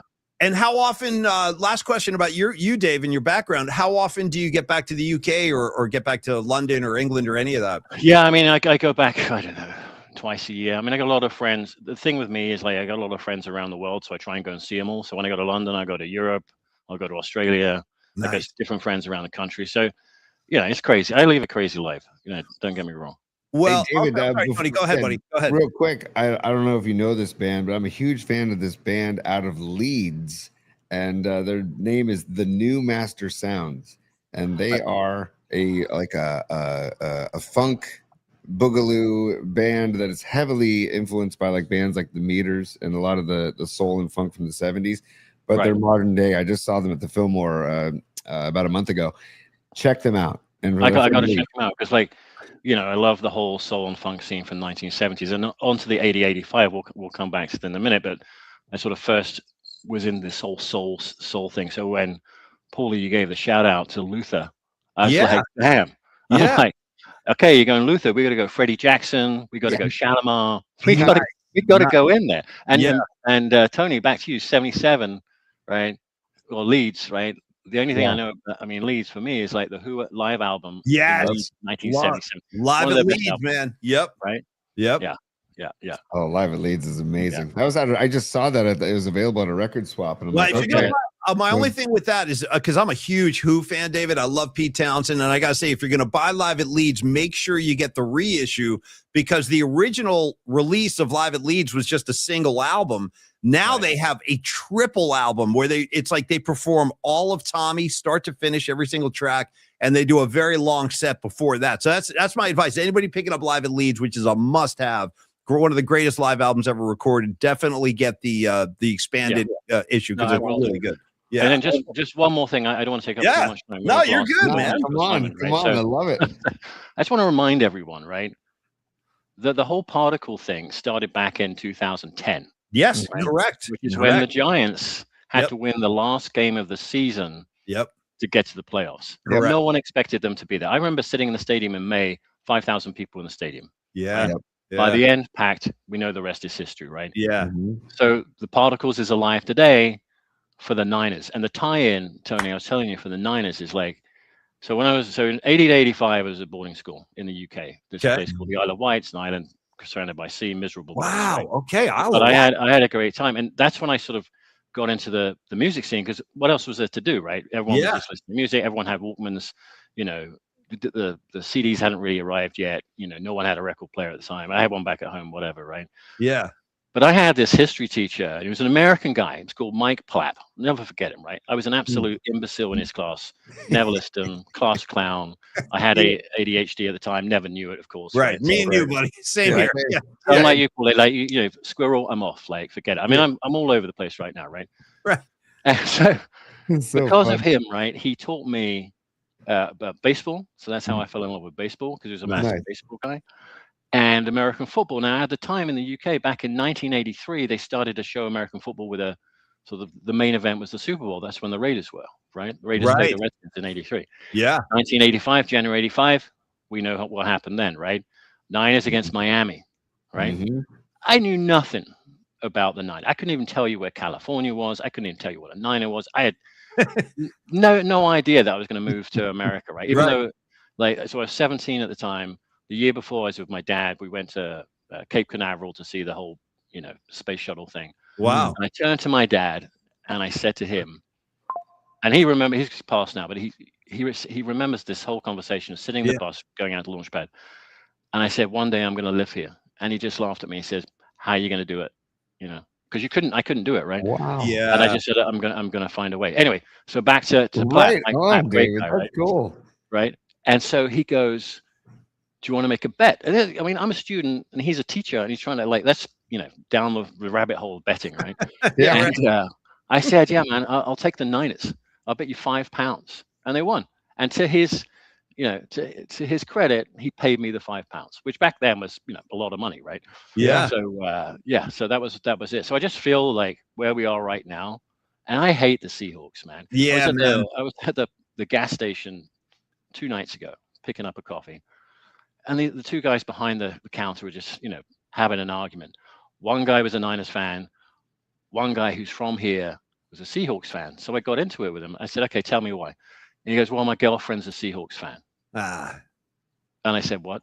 yeah. You know what I mean?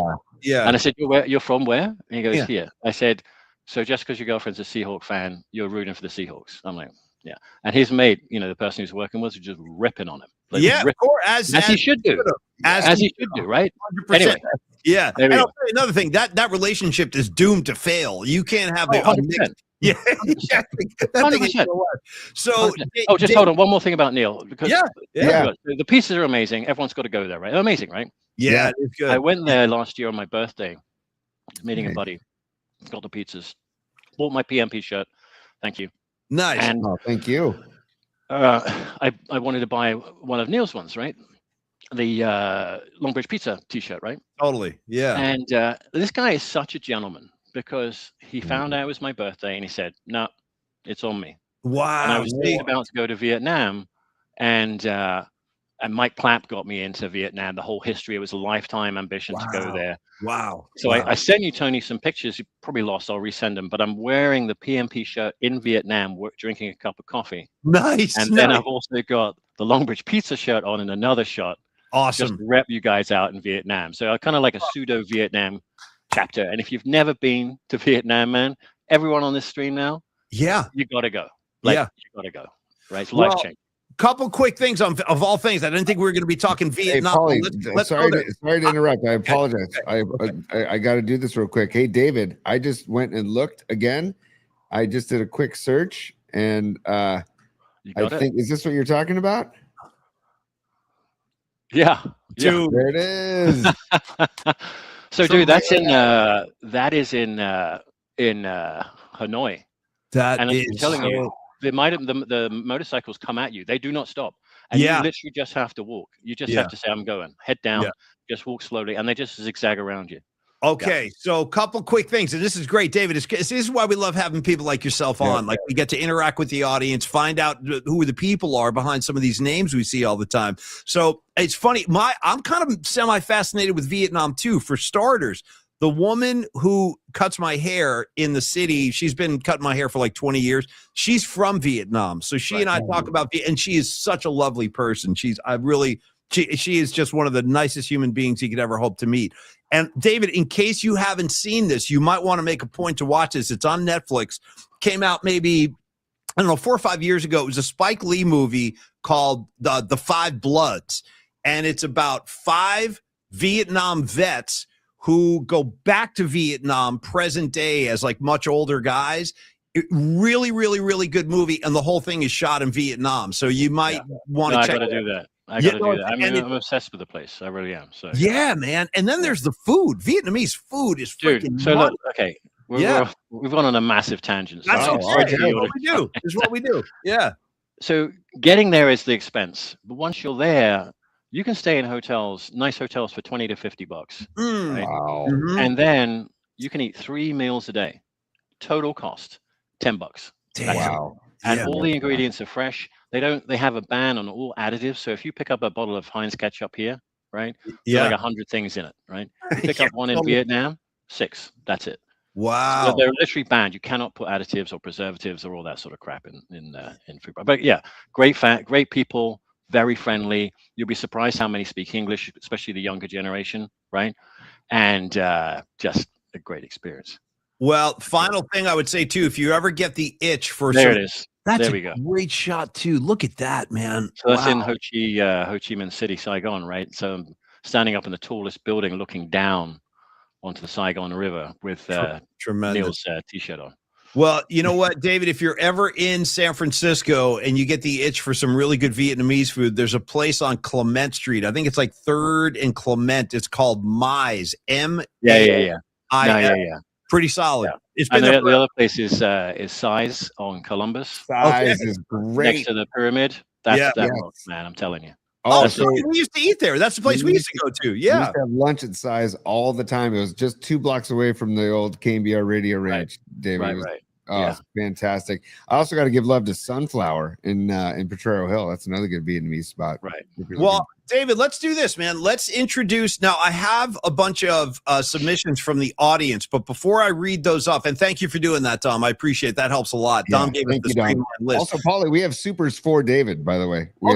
So let's do. Why don't we do? David, explain the assignment. I know what it is, but just for the people just joining the show today, let's explain the assignment, and then we can dive into the listeners. Yeah. Sure. So look, I mean, I was born in the late '60s, right? So you don't know what you're doing in the when you're like 8, 9, whatever, like you're out digging holes, putting mud on your face, whatever, right? Yeah. The first album I bought was I wasn't bought, it was given to me by my mom for Christmas. I was over the moon. It was 1978. It was Regatta de Blanc by the Police. Awesome. I must have played that 1,000 times in 2 weeks. I immediately became a fan. Great album. So I go to school at 1980 to 85, and it's all about music. And I'm like, okay. And it was just a great time. I had a great time, right? And I remember the day I finally left school, it was like, I don't know, June or June, because school breaks late there. So sort of June 1985. Vividly remember this. I'm with a buddy. We're going out to catch the ferry because we had to take a ferry back to the mainland. We've got a cab driver. He must have been in his 40s. And he goes, you know what? I think the generation of 80 to 85 is the best sort of half decade of music. Now, I've since grown up, right? And obviously discovered Led Zeppelin. I've always loved Bowie, Ozzy, all the guys you talk about. Yeah. I mean, that's another 20 episodes in itself, right? Totally. And I'm just like, I just wanted to go back to that time because I had that Niners tie-in, and I'm like, yeah, it was a fun time, and it was kind of formative of me picking up some of these musical artists, which I've got all their albums, and we'll get to a Bruce story in a minute, and you're the world expert, right? And I also want to throw out there, that massive love to Patty. She is the queen. Period. Right. Yeah. That's it. Not up for debate. Never. And I always feel bad about it. You guys go, oh, the Napa dude. I'm like, no, stop, because it's Patty. Patty's a Napa icon. So I just want to get that out there. Anyway. So that's why I picked that. Sorry, I'm crazy. I love it. No, she is an icon. She represents Napa. There's no question. Yeah, she's been with you, Paulie, and Tony back in the KMBR days. Correct. Yeah. Right? Yep. So she goes way back, and she's probably lived here much longer than I have. So so that's mea culpa right there. Anyway. I love it. So all right. So anyway, sorry. Hey, come on. No, right. David, it's fantastic. This is great. So I was saying, I said, okay, let's pick that period, 88, 85. Let's pick some the album that isn't necessarily well known. That's the best one, right? Right. But have like a lot of good tracks. And I'm like, okay, well, I'm not going to give like the obvious songs that everyone's going to know. I'm just going to pick the song that I listen to the most on that album, right? Awesome. So as far as this assignment's concerned, ignore everything I say. I'm like, let's listen to the Army. Let's put what the Army wants on there. That's it. That's all I care about. But I got some artwork. I got the vinyl next to me, and I just want to just show you what I picked and why I picked it. How about that? Rock and roll. Yes, absolutely. All right, let's do it. We're going to go in chronological order, right? Because this is October 1980. I think this is personally the Police's best album. Okay. Right. And if you can see it, Zenyatta Mondada. Hell yeah. This is the Japanese pressing. So a shout out to Doug in Japan, in Tokyo, right? Nice. Hell yeah. Right? Yeah. And for me, what have they got on here? They've got like Don't Stand So Close to Me, Driven to Tears. For me, it's When the World Is Running Down. Great track on that. Great track. Yeah. Right? Yeah. So there's that, right? Nice call. And we come to Prince, right? Let me tell you something on Prince. So he played, you'll know this, he played at the Orpheum Theatre in 2007. Okay. I was there for it. 2,500 people. That's it. Yeah. Yeah. I've seen pretty much everyone that you need to see in life. Right. Or none. The best concert I've ever seen in my life. Nice. Yeah. Nice. And he was just going nuts. And I don't know if you guys know this or people in the audience know, but Prince would, after the show, he would if you were in the know, he would actually take you. You would find out, and there would be an after party. Yep. In some small place, and he'd play for like another 4 hours. I know, right? It's crazy. I know. Yeah. He would do that at the Fillmore, the Great American Music Hall. Like he would show up in places. Yeah. But he'd show up at like at 2 a.m. Yeah. That's exactly right. That's when he would show up. Right. Yeah. Exactly right. Right. So Prince, like, and also when this album came out, there was a big thing because back in '82, so this is '82, and Prince released I think 3 albums in that '80 to '85 period, right? Yeah. And in '82, this came out first in October. 1 month later, Michael Jackson's Thriller album came out, and so there was this like Yes. war thing going on, right? 100%. So the album is 1999. I could have picked on Dove's Cry, but this one's got too many good songs on it. Yeah. And for me, this by the way, shockingly, I looked this up. This album only reached number 30 in the UK charts. Wow. And number 9 in the US charts. Yeah. We all know what happened with Michael Jackson, right? Right. Oh yeah. Oh yeah. So Something in the Water is the pick on this album. Nice. Oh, good. Right? Good. Yep. Told you, right? So then okay, good. Another story about this. U2, right? Who doesn't like? I like early U2. I'm not a big fan of like old U2. And the story here is, I went to see the Lemon Tour. It's like, whatever.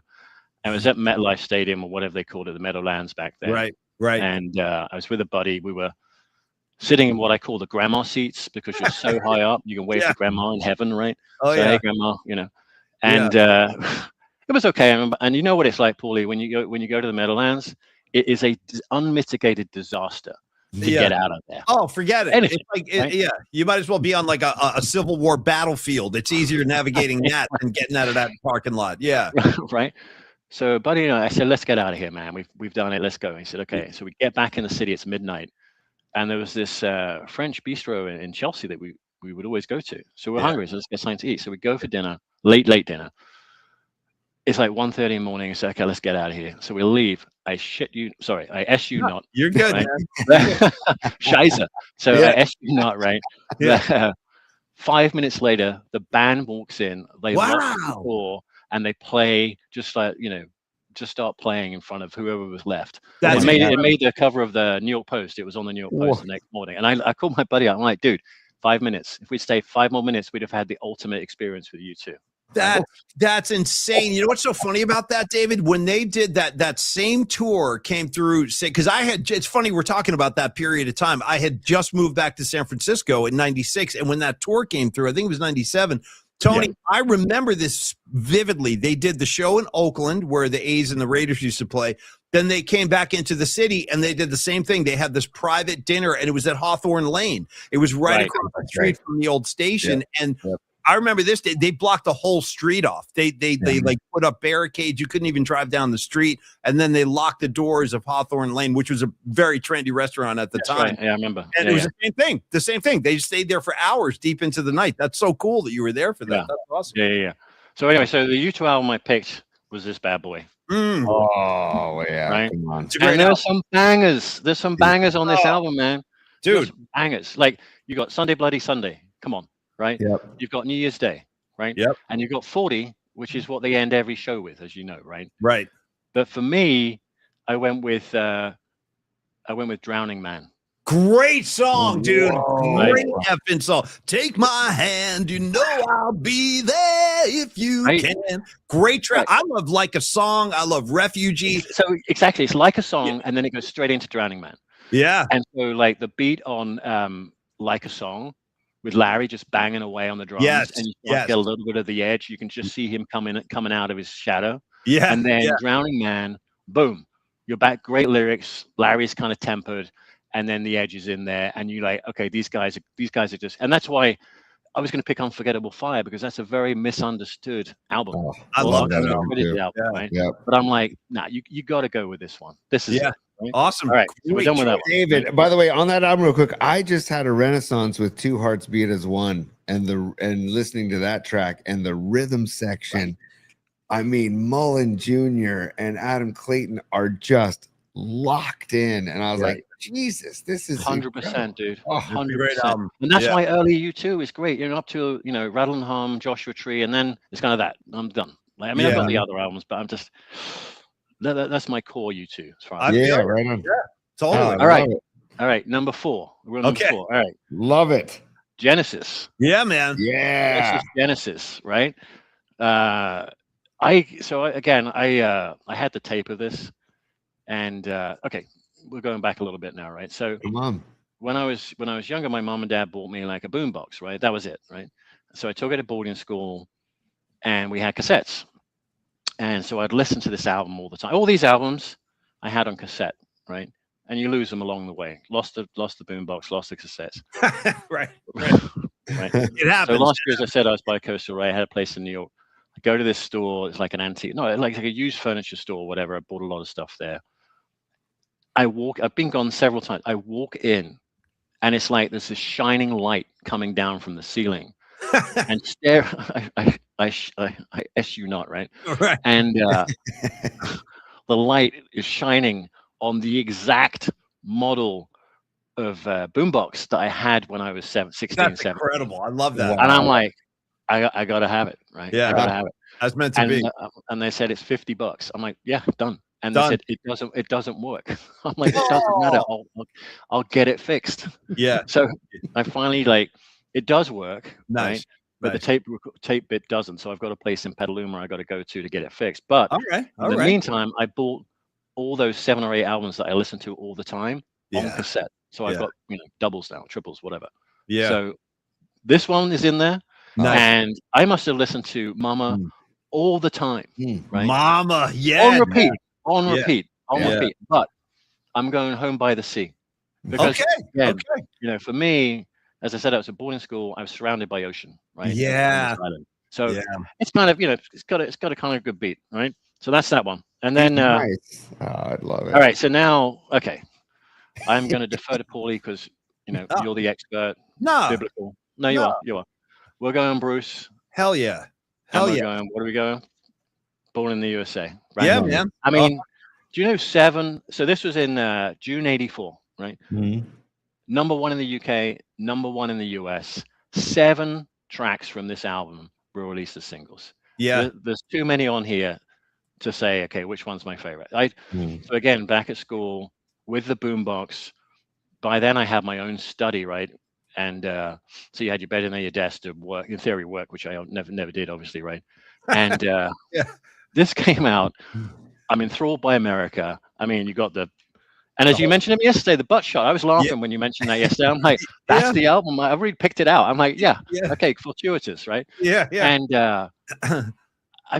I'm playing this on cassette like for hours. Yeah. Loud. Right? Yeah.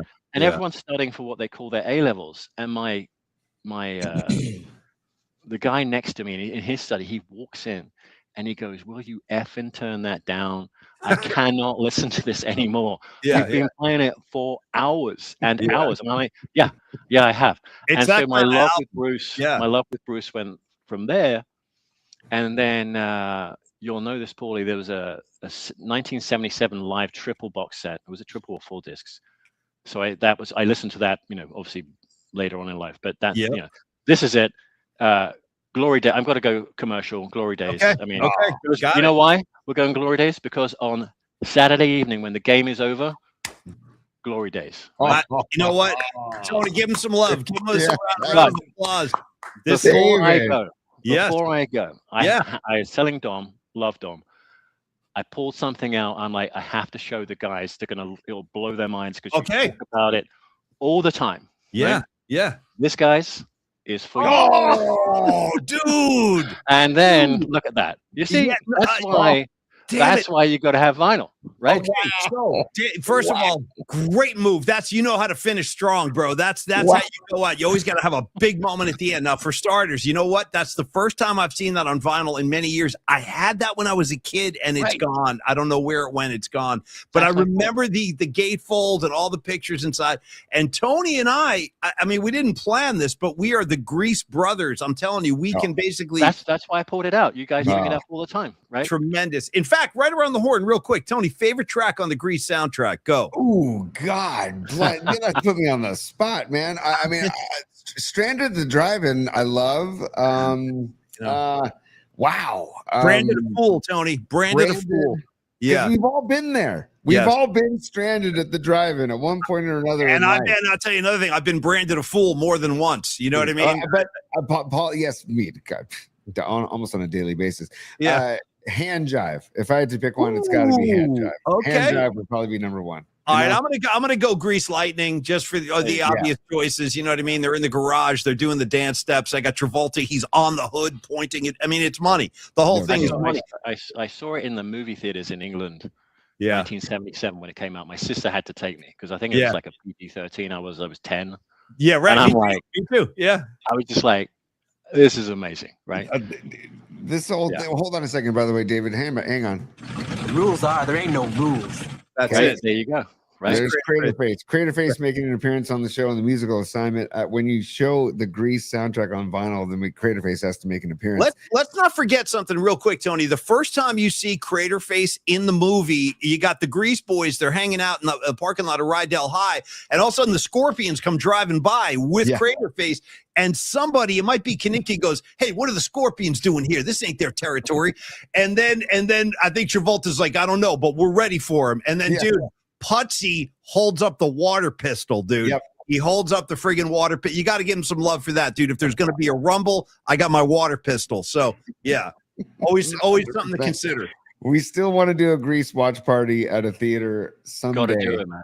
Rent out a theater, show Grease. And I'm talking about we'll serve drinks, let's dance in the aisles, like we can sing the song. Like, let's turn it into a house party, man. You don't want to see me dance, man. That's off limits. That's not happening, right? I'll let you guys dance, right?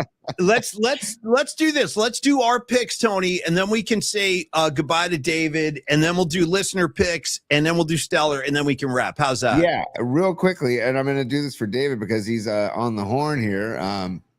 And it's oh, come on, don't stick again. Come on, sorry, you guys. Oh yeah, there it is. Oh, the supers. That's right. Yes. Yeah, some business time supers. David, you got a couple supers here. Patty from Napa, you mentioned her earlier, and she says we need a lot more from Dave. I kind of agree, dude. I kind of agree, man. Yeah. I don't know, man. I don't know. Small doses. Then we got small doses. Dave, and then we got Mark Gravy Graves checking in. Says Dave's Premier League team. He wants to know. And he goes, dude, that's for me. Born and bred. My dad took me up to Arsenal since I was 5. So Arsenal and London. That's it. And am I going to the World Cup? I may be able to go to Dallas to see England play, but the tickets are so expensive right now. I'm just waiting till the prices come in. Right. If they come in, yeah, I'll go. Yeah. Right. Nice. And Polly, before we get to our songs, I just have to ask David a quick twofold question. David, in this era, one of my favorite bands from your land is the English Beat. I don't know how they were received over there, but the English Beat, those first albums of theirs were just. I've got an issue. So all my American friends call it the English Beat. Now, when I was growing up, they were just known as the Beat. The Beat, right? Yeah. Right. And so, like, when they go the English Beat, I'm like, they're just the Beat, right? So they play up here in Napa. They used to play up here all the time. But Dave Wakeling is still now. But you're right. Great. Throw in a Madness in there. Throw in the specials there. Yeah, there you go. You got ska. I love that early 80s ska movement, late 70s, early 80s ska. I loved. And then also I was hooked on a TV show in the early 80s from the UK on MTV called The Young Ones. Did you dude. Neil, come on, man. Yeah, dude. Okay. If no one's watched The Young Ones, go and watch it. It's like I think they only did 2 series. Each series is 6 episodes, 30 minutes each. Yeah, I mean, if you like the Young Ones, 2 of the characters in there, Rick Mail and I can't remember the other guy, Adrian Ebenson, just came after it called Bottom. Go watch that. It's actually funny. It's actually funnier. Okay. Wow, okay. Yeah. Bottom. And where is that? Is that streaming, David? Is that on like Netflix? Yeah, you'll be able to find it. Yeah. Okay. All right. It's just called Bottom. Yeah, just called Bottom. Yeah, it's ridiculously funny. Like the young ones as a young kid, I freaking loved Neil, Rick, Mike. I mean, all them living in the house, and Vivian, dude. Vivian, the orange. I'm spitting all over my screen. See, this is the sort of thing I'm talking about, right? If I'm driving my car and you're bringing this up and you bring up and Vivian, I'll be just like, okay, I'm losing it on the spot, right? Yeah, no, we got you covered, man. And let me throw a couple of more of my favorite Brits on the pile. If we're going to be talking music 80 to 85, even though they were kind of winding things down, I think they had a record in 80. They had another record in 82 or 83, and I think that was it. I got to give some love to The Clash, the late Joe Strummer and Mick Jones and all those guys. Paul Simonon, love the freaking Clash. It was. I was thinking about picking that. In fact, Rolling Stone magazine named that as the number 1 album of the top 100 albums of all time. It was the Clash London Burning. That was the No, I mean the Clash they're undeniable. I got into them later in life, but it was I'm so glad I discovered their catalog. I love the Clash. And then just more Brit humor. Dude, my dad, when I was a little kid, my dad actually turned me on to Monty Python because my dad was into it. And he was like, you got to see this show. So he was like, he turned me on to Monty Python when I was a little kid. So shout out to the Brits, man. I love it. Well, if you like Monty, I'm not, everyone thinks this is crazy. I don't like Monty Python. I just don't. But John Cleese in Fawlty Towers. Fawlty Towers. To me, I'm like, and my mom and dad would take me down to Devon, which is where the whole thing is set, right? It's the southeast coastline. We stayed in a place just like that. Looked just like the White House. Crazy guy in the front, Spanish guy in the kitchen. And I'm just like, I think I'm in a TV show. Right? I was like, again, I was like 10 at the time. But anyway, that's it. I digress. Taking up too much of everyone's time. Okay. Let's get those picks in. Yeah. Hey, we got one more. This will be the last super. Get badges. I see it. That's it. We got one more super, and then I'm going to give you my pick. Go ahead with this Stinking badges. Stinking badges. Hey, David, my family is originally from High Wycombe, and just wondering where you are with The Cure. Do you like The Cure? Oh, good question. All right, good question. It's High Wycombe. I know where it is. Yes, I do like The Cure. Great band. Yeah. Shout out Robert Smith. It's Only Boys Cry. You know that, of course. So the album Kiss Me, Kiss Me, Kiss Me, I think doesn't get enough love. And I was just listening to that album the other day. It's very psychedelic. It's a very psychedelic album, Paulie, and it's Robert Smith wailing. If you really, that's All I Want. There's a song in there called All I Want. That's just so good. Anyways, I'm gonna go first now, David. I only picked one of the artists because I don't want to overdo my own stuff, but I easily could spend an hour with you talking Bruce. I could easily spend an hour talking U2, but I want it because I don't think I've ever taken a Police track on the show before. So I want this is probably it's hard to say because they're all so damn good. I mean, every Police record is worth listening to. Yeah. But this one has a special place for me because, like yourself, I think we're the same age, David. I bought this album when it came out, Ghost in the Machine, and I just have an attachment to it. The musicianship on here is off the charts. The songwriting is off the charts. Stuart Copeland, I think it's one of his best records, and I love Stuart Copeland. You know what tripped me out about this? Did you guys ever realize it took me – I didn't know this for decades, but I found this out probably in the last 10 years. This is their three faces. You guys ever pick that up? Like that Sting in the middle with the spiked hair? Yeah. That's Stuart Copeland, and that's Andy Summers. Like they're three separate. I never knew that. Yeah, and I didn't know that for a very long time either. But the song I'm going to pull from this album is going to be One World Is Enough. Oh, yeah. And the reason I'm pulling that is because it's the Police playing reggae, and I think it's one of the greatest examples of how the Police played reggae, and they really, really have a great groove in that track. And again, as I said, Stuart Copeland on that song, he is worth the price of admission alone. Yeah. Stuart Copeland is off his ass on One World Is Enough. So, Tony, I know you're a big reggae fan. You're going to love this one. So I'm going One World Is Enough from Ghost in the Machine. And, Tony, you're up, buddy. I love that track. And I love when Stuart, it's the reggae ska Stewart, and the way his hi-hat work when he plays like a reggae ska tempo or beat, it's incredible. He's masterful. He's all three of those guys, all three of them. Sting, it's like Sting, it's like too much almost. The perfect vocals, the perfect bass playing. He's like, once in a while he's playing sax on some of the records. He's like, there's some horn stuff too. It's like, God, you're killing me, Sting. But anyway, Ghost in the Machine, One World Is Enough. Tony, let's finish strong, buddy. What do you got? And I'll read the list after this too, because Dom, thank you for putting that list together. And David, you should stick around for the list. I love that you included Genesis, David, because for me, there is a certain song that is just part of my youth, my late childhood, that every time I hear it, it gives me, I get the warmest, fuzzy, excellent feeling.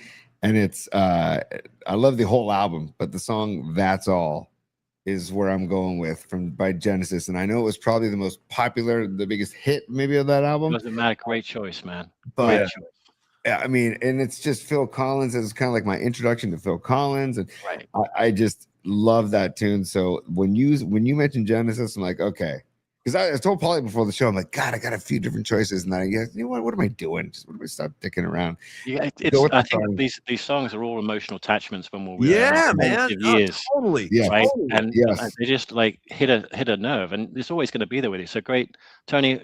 Excellent choice. What else was on the list? What else did you have? Oh, for me? Yeah. Oh, so I love Prince's album Dirty Mind, but I don't think that fits. Yeah. Yeah. It, what, it, That was 1980. I think it was like yeah, 1980. it was 80. Okay, so and the track Dirty Mind, and then Paulie and I did a Fred Warner song to the song Head. Oh my God, that's right, with Fred. Fred. Dude. Yes, Those songs, by the way, yes. were legendary. And I'm mad that you're not allowed to bring them over with you, man. That's just ridiculous. I know. You guys created them. I know. They'd sue the living snot out of us if we ever did that. And I want to just throw this. You know what? Make some new songs. Who cares, right? Yeah. I was Tony. I was going to pull out. I was this close to doing it, but then I decided to go with the Police. I almost went with Abacab by. Come on, man, that's a banger. I love the jam in the middle, that weird jam, like bo bo ba ba. It's like just such a weird tune. You stop and stare, Abacab. Great track. So Tony, David, I almost went with "I'm on Fire" by Bruce. Yeah, man. Great. Great. So, that's what I'm saying. That's why I'm saying you go to this sort of half decade. There's some great songs that we grew up. We were all the same age. No question. Right? Yeah, and they just. I think when you're younger, you have this emotional connection. You do, songs, right? That you can relate to. There's something in your life going on that kind of soothes you a little bit, or you can relate to it a little bit. Yep. And so when you get older, you kind of go back. Oh yeah, and you remember being young back then, right? And it's all happy. In theory, it should be happy memories, right? Absolutely. Well, hey, David, before we let David go, though, Tony, let's do the listeners because I want to get their submissions real quick, too. Yes, this is Dom. Thanks for compiling the list. This is in honor of Napa Dave, aka David Basham. David, thank you so much for coming on, and thank you for sponsoring. You guys are the best, man. You guys are the best. Thank you. Thank you, brother. Thanks, so David. Oh, look at this! Right out of the gates, I'm just looking at the list for the first time. Aaron Kask, he and I are on the same page. He says that's all by Genesis. Good call, Aaron. Nice. And then Noemi, I love it. Noemi's next on the list. She says "I'm on Fire" by Bruce Springsteen. Okay. Wow, first time checking the list. Miriam, she's on the list, says "Unforgettable Fire" by U2. Great choice. Nice. Lily, "I Will Follow" by U2. Good one. Good one. Really good. Corinne, "Hungry Heart" by Bruce Springsteen. Nice. Ray Goodman, Ray Goodman, "Baby I'm a Star" by Prince. Great one. Greg Trela coming in the same page as me and Aaron Kask. "That's All" by Genesis. Nice, man. Nice. Yeah. William, aka Sweet Mad Hatter, "King of Pain" by great song. Yeah. Right. Yeah. Dom Peralta, "Voices Inside My Head" by the Police. I love that song. Great song, man. Great poll. Oh yeah. Yep. Gravy Graves, another "I'm on Fire" vote from Bruce. Okay. Stevie B checking in, "No Surrender" by Springsteen. Nice, Stevie. Nice, man. Los D, Carlos De La Fuente, it's Flex Funding. He says "I Would Die for You" by Prince. And then Escobar Cheeks the Third, "Jack You Off" by Prince. Okay. Hey, man. It's all part of the catalog, man. It's all part of it. Prince like to get a little. You may want to edit that out for the Cron. Yeah, for Cron. Totally. I wouldn't like that one over at Cron. Hey, David, listen, brother. I want to thank you very much for supporting the show. Been great to have you on and getting to know you a little bit. And let's definitely hook up this year at one of our group outings because we'll do a few of those throughout the year. And I look forward to hanging out and having a pint with you, bro. Yeah. Just remember the 5 horsemen of the apocalypse. That's you guys, man. Okay. Okay. Hey, David, you need to do a drawing or something. 5 horsemen of the apocalypse. Yeah, that's it, right? Dom's on assignment. We got a list of assignments for Dom. I love it. We do. David, have a great weekend and go Niners. And we will talk down the road, brother. You be well. All right. Take care, guys. David, thank you so much, man. Have a great weekend, brother. Go Niners. Go Niners. Be good. Go Niners, brother. No, man. David. Thanks, Tony. Appreciate it. Cheers, bro. David is good people, man. That was see, this is why I want to do this, man. This is why I want to freaking do this. Not only do we get to, you guys are supporting the show, and that helps us a great deal, but more importantly than that, it's about getting to know you guys. And yes, we've been lucky. We've gotten to hang out with a lot of you. David is one of those names who was always kind of mysterious. I would see him as ZZZ or Napa Dude, but finally getting him face to face. I had no idea he was a Brit, for example. I had no idea. And just great stuff. And it's funny, Tony, how closely aligned he is to us, like in terms of his taste, in terms of like, well, his age, it's the exact same age. So I think we all have the same kind of reference points. But look at this. Look at the applause. You got Escobar applauding. You got the Nutter saying cheers. You got Matt Stenson saying peace, brother. And how about Dave David just kind of conceding Napa territory to Patty. He's like, he called her an icon. He goes, she's an icon. And she kind of is. Patty from Napa, she's Miss PMP. She's the queen of the scene. Hold on. Rags is saying, I would love to hear David tell somebody to F off with his accent. We'll get that for you, Rags. We could probably make that happen. Stevie B. David is a proper gentleman and scholar. Totally. I love the fact that he was going to school on the Isle of Wight. That's freaking crazy to me because there's a very famous music festival, the Isle of Wight Festival, with the Who, Jimi Hendrix, all the usual suspects from that period of time. All right, Tony. We got to give Dom some love, dude. Before we go. We do. We go.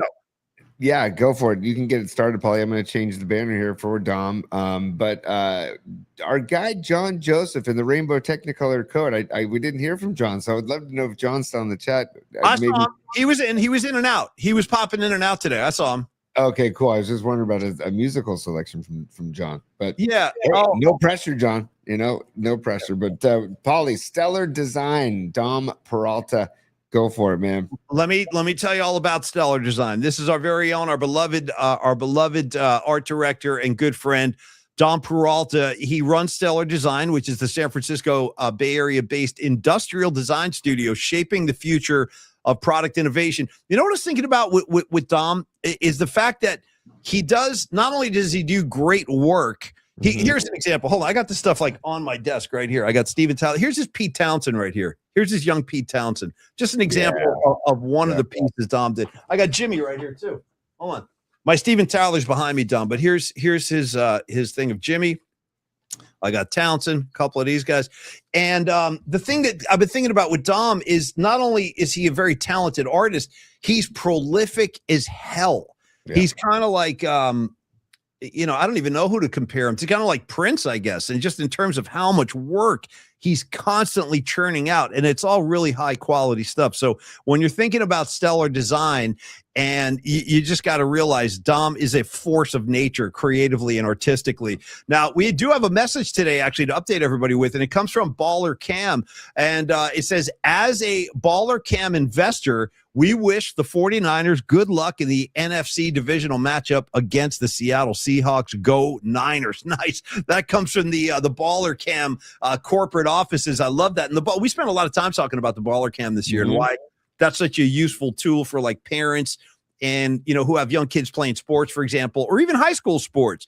And so many of us now have family kind of spread out all over the country. Yeah. You can watch the games, you can send footage. So this is all part of the Stellar Design community. But Stellar, they create award-winning design. They have meaningful connections between the people, the products, and the brand. Like, that's a big thing with Dom, and it's a big thing with all of our sponsors, and it's definitely a big thing with me and Tony. We like to get to know you guys. We like to get to know the sponsor. In fact, we're going to be introducing new sponsors very, very soon, and I'm already very confident you're going to love these guys too. They're just like us. They're going to fit right into what we're doing here. But again, whether you're an individual and you just have an idea but you don't have the sensibilities to bring it to life, talk to Dom. Let him do it for you, man. He's a professional. Leave it in the hands of an artistic professional. So it doesn't matter if you're an individual, maybe you're a startup company, maybe you're one of the big dogs, you're a Fortune 500 company. Stellar can work with any of those and they offer partnership to achieve out of this world design. Visit stellar.design and make design impact with Dom Peralta and the good people over at Stellar Design. You can email Dom anytime. It's Dominic@stellar.design. Dominic@stellar.design. All you need is a drum beat under that, and we'll release it as a new single. Dominic@stellar.design. Talk to Dom this weekend. Dom, thanks for all you do. Tony, if you have any final words for Dom, go ahead. Dude, I think this might be the longest show we ever did. I look up, we're almost at the 2-hour mark. I know, we're almost at the 2-hour mark. Well, it's good as we prep for Niners Seahawks. We're doing this, and it's a great musical assignment by David to get us through the end of the show. But I want to say just about Dom is that he's all heart, man. He's so talented, but it's all about the heart. And the guy he works for good. He does good deeds for good people and for good purposes, like the Baller Cam is for youth sports or any type of sporting events. He works on devices for epilepsy. He's working the Save Site Now Foundation and helping that foundation. He's also working in plant care. I mean, like the guy's all over the map with stellar design. And then, Paulie, if you want to talk about like what he does for Peralta Arts, then we've got this. Bob Weir passes away, and we're all shaken by it. And then he says, "Oh, guys, by the way, I've been working on this for a little while. I just started working on this." And it's like, I mean, look at that. I like that a lot. Yeah, man. Yeah, it's just he's got this beautiful piece of work that he's working on with Bobby, which makes me want to do this for everybody right now, Paulie.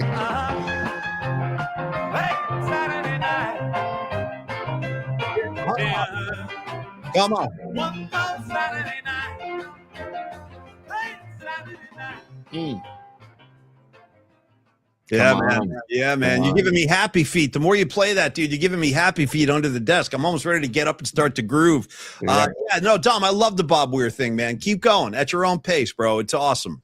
It's incredible, man. So like we were saying, if you want to get in touch with Dom, you can email him at is it Dominic at stellar.design, or That's give correct. him a call, text him 650-796-3144. We love you, Dom.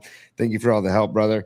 And Paulie, hey, we've said I think all we can say. I mean, now it's time to like Howard Stern says at the end of his shows. He goes, "Listen, you've said it all," and that's kind of where we're at today. We've said it all. Shout out to Howard Stern, Baba Booey, y'all. Hey, have a great weekend. We know what's got to be done. I expect it to get done, and I expect we're going to have a very, very happy Monday broadcast because we are. I'm feeling the same thing I think all of us are feeling, which is a lot of confidence, a lot of certainty, and kind of trust in Kyle. And let's just do it, man. Let's roll up to Seattle and punch those fools right in the mouth. Tony, you take us home. I'll be in touch tomorrow. If I have any good footage from the Bob Weir celebration, I will send that out to you VIPs. And that's it. I'm out. I'm out of words. I'm ready for you to close doors, and let's get this weekend started, buddy. On the way out, I want Dante Whitner to fire us up. Okay. Can we let Dante Whitner fire us up real quick, if you don't mind? Because this, I want everybody to listen to what Dante's saying with Rod Brooks and Patrick Willis on the Grit Code podcast. Let me make sure we're locked and loaded here. Yeah, listen to Dante real quick, and Dante knows his ass. So I love Dante. Just looking at him, Niners beating the Seattle Seahawks and advancing to the NFC Championship is one player, Ricky Pearsall. You go back and you watch week one. He put Reek Woolen in a blender. Those defensive backs from Seattle are afraid of Ricky Pearsall. You want to know why? Because they see a poor man's JSN. Same body mannerisms, same smoothness, the ability to push the ball vertical, the double moves, catch the ball over the middle, run after the catch, red zone threat. If Ricky Pearsall plays this week, it's not even close. The 49ers will go into Seattle and blow out the Seattle Seahawks. How about that?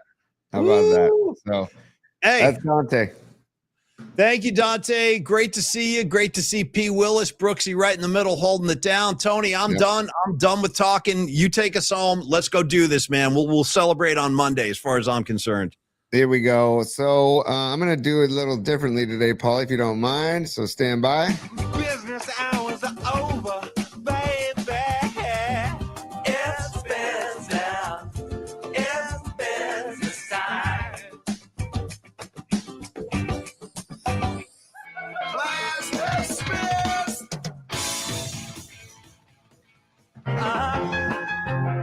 Late Saturday night.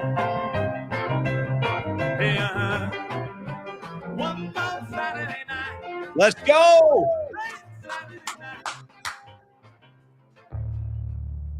Let's go, Niners. Let's effing go. Hey, Seattle, right here, kids. Right here, Seattle. No, Niner, dude, it's a Niner weekend. We know what's got to be done. Let's get it done. We will see all of y'all on Monday. Have a great weekend, and maybe I'll see you tomorrow at Civic Center Plaza. Cheers, y'all. Have a great weekend. Go effing Niners. Go Niners. Peace, y'all.